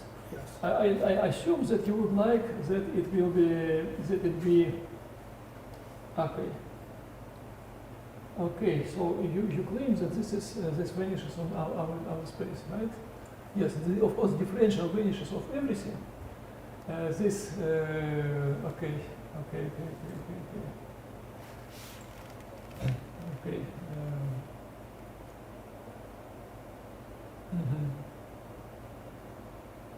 Yes, because the differential is something real valued.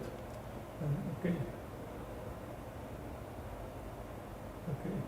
Yes, that's nice. That's indeed. Fine. Yes, it's okay. And this DDC is more or less up to a constant multiple is the same as minus I over pi dd bar.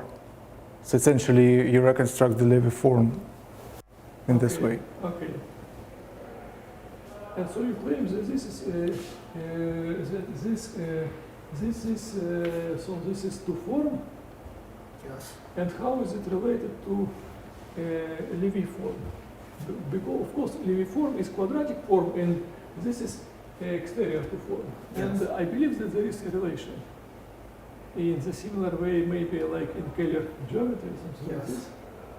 Can you write down explicitly the formula relating one and the other?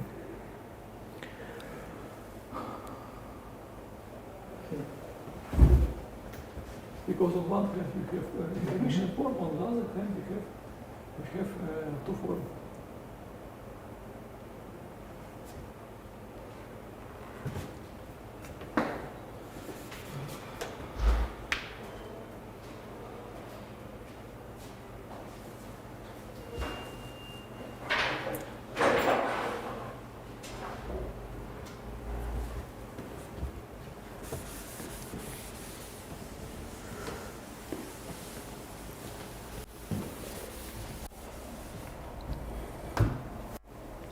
Well, maybe let's try writing something abstractly. So suppose we have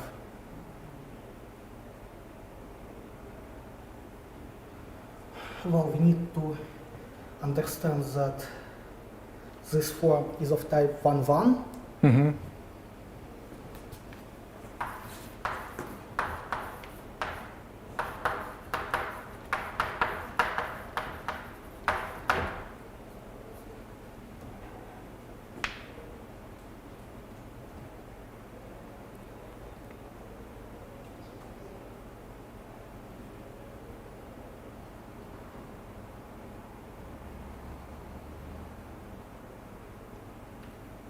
And why is that so? Well, let's see.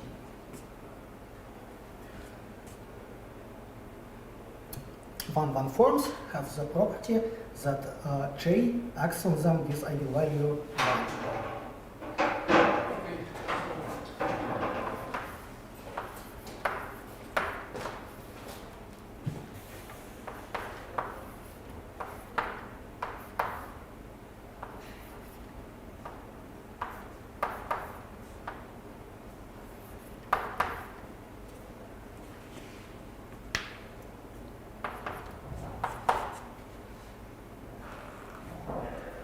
Well, so your initial function is real, so basically you're trying to check that.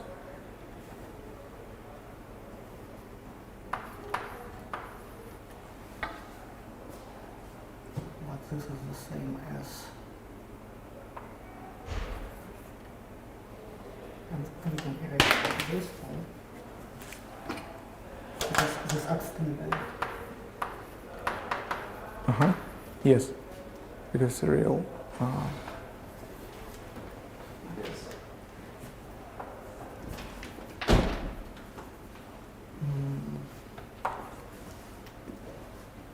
So now we have constructed this to form, and we would like to relate it to uniform somehow. And first of all, we are checking that it is a form of one type. It lies in omega 1, 1. Mm-hmm. Okay. To this end, so how to check that the form lies in omega 1, 1? Omega of IB, IW should be equal to theta. So if omega is in 1, 1, then this equality should be satisfied.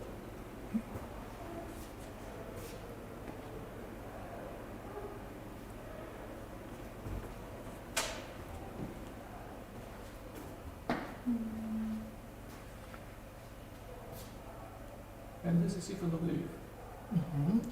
Something is off with the signs.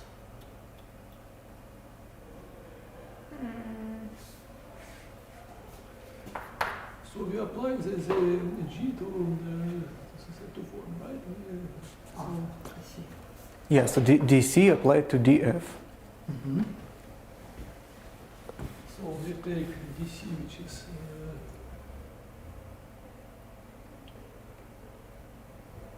DC is minus GD, right?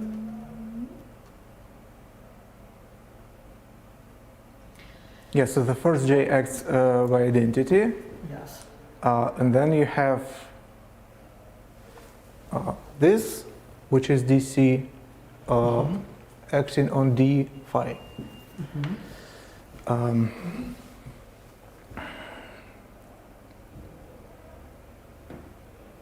Yeah, so and how J acts on the one form D phi. And is it true that this operators commute on functions? So D and DC on functions. Yes, do they commute on functions?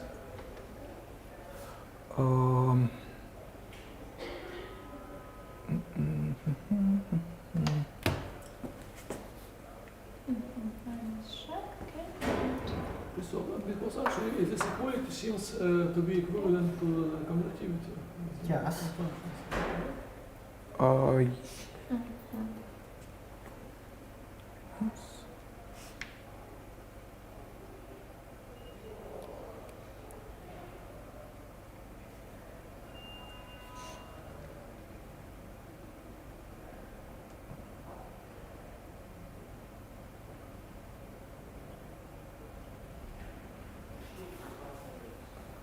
But is it what about commutativity?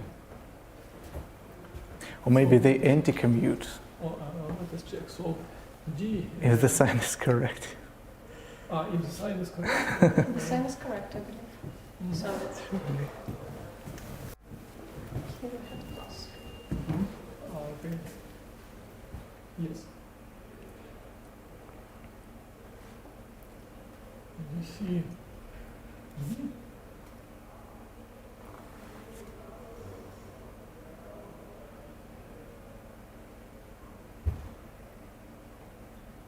Okay, now maybe we can write down, but we can compare this and this. Just in a very straightforward way, just writing like DC is minus G, D, G, D. This is this, right? Just, I I think mean, we have,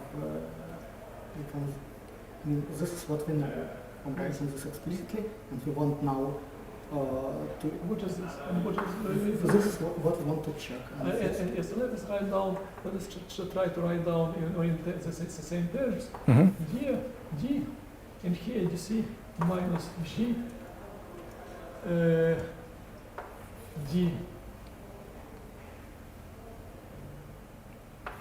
G if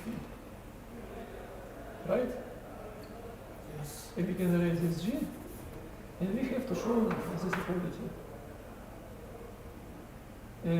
D phi here and here is the same. Yes.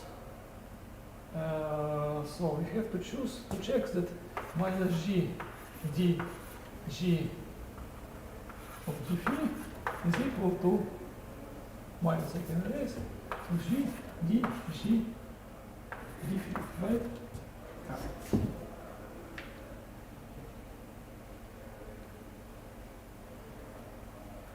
So this means that this form is invariant under G. Yes. Is it true?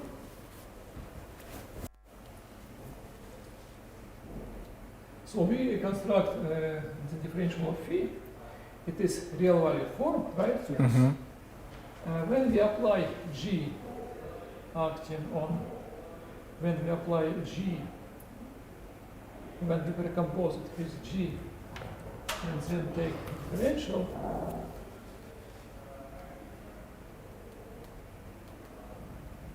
when we recompose it G, then take a differential, this means that we somehow multiplied its coefficients by some complex number, plus or minus I, right? And then we took the differential. And then we do the same here. And afterwards, we multiply everything by I again.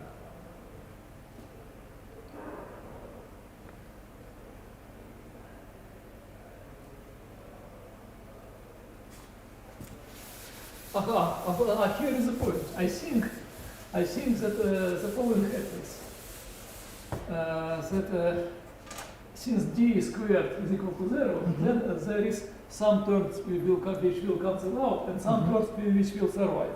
I think the terms which will survive will be invariant under G, something like this. Should it work? Yes, I guess so. D. So let's analyze which term will cancel out. I don't understand which sense terms. In terms of type decomposition. If is equal to the sum of d is a G plus sum of d is a G plus z0, right? That's the differential. And then we substitute it, substitute applying G means the following. G, the if, is the following, is I times this, Yeah. and minus this conjugate, right? Because when we multiply, when we substitute G, we may apply the recomposed G, then multiply by minus, right? We get this. And then we can take as a differential again.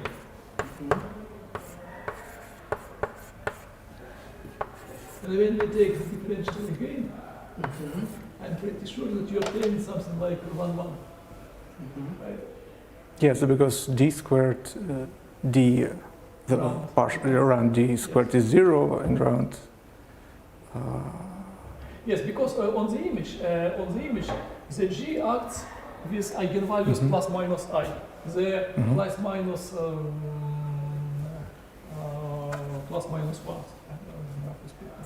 Because the minus 1 eigenvalue corresponds to 0 part, to 0 part. Yes. To the zg to the zk.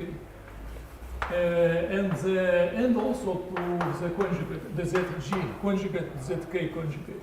And the 1 eigenvalue corresponds to 1, 1 part. Yes. And that's the whole issue. And this implies immediately that the result will be 1, 1. Yes. Basically, I believe that in pretty much the same way you can show that these two operators. I think Inside. something like this if we calculate it. If we just differentiate it. Yes. Yes. Yes. And I think it should be correct. Well, and this is more or less the Hermitian, the exterior 1-1 form that corresponds to the Hermitian V form, right? Yes, yes, there is correspondence between Hermitian form and two forms. There is correspondence, can write down this correspondence.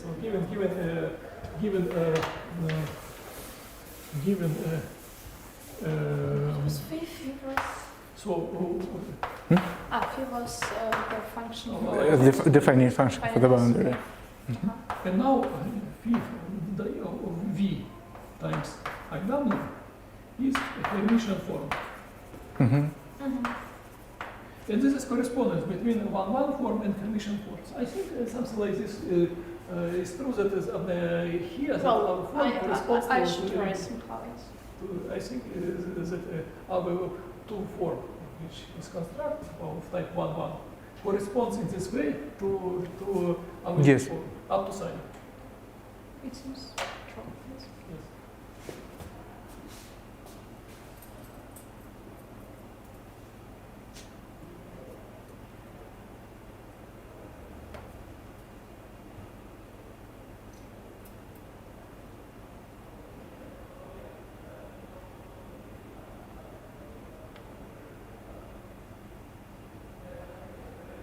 Okay, but then it is a general theorem of linear algebra. What we need to check, well, here's this condition, and this condition is equivalent to saying that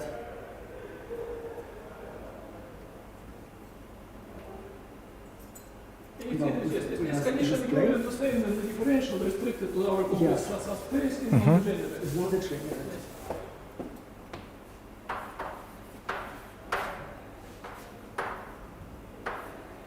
Alpha is DDC phi, so it's basically this one.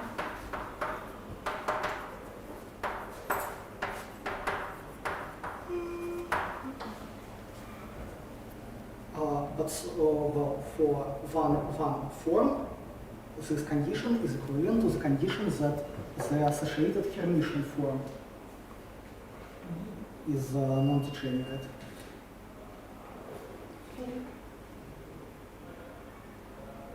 Yes.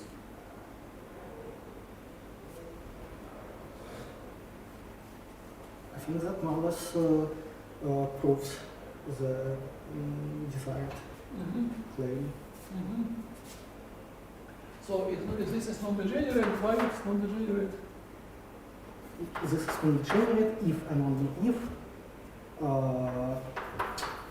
And alpha is one. The Hermitian form is non-degenerate. Right, yes, that's it. That's it.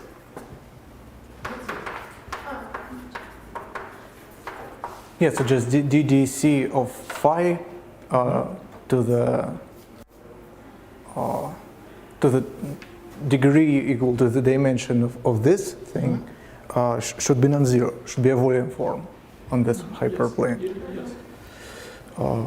Yes, and I think the converse, works as well. So I guess. Okay, now it's done to the first. We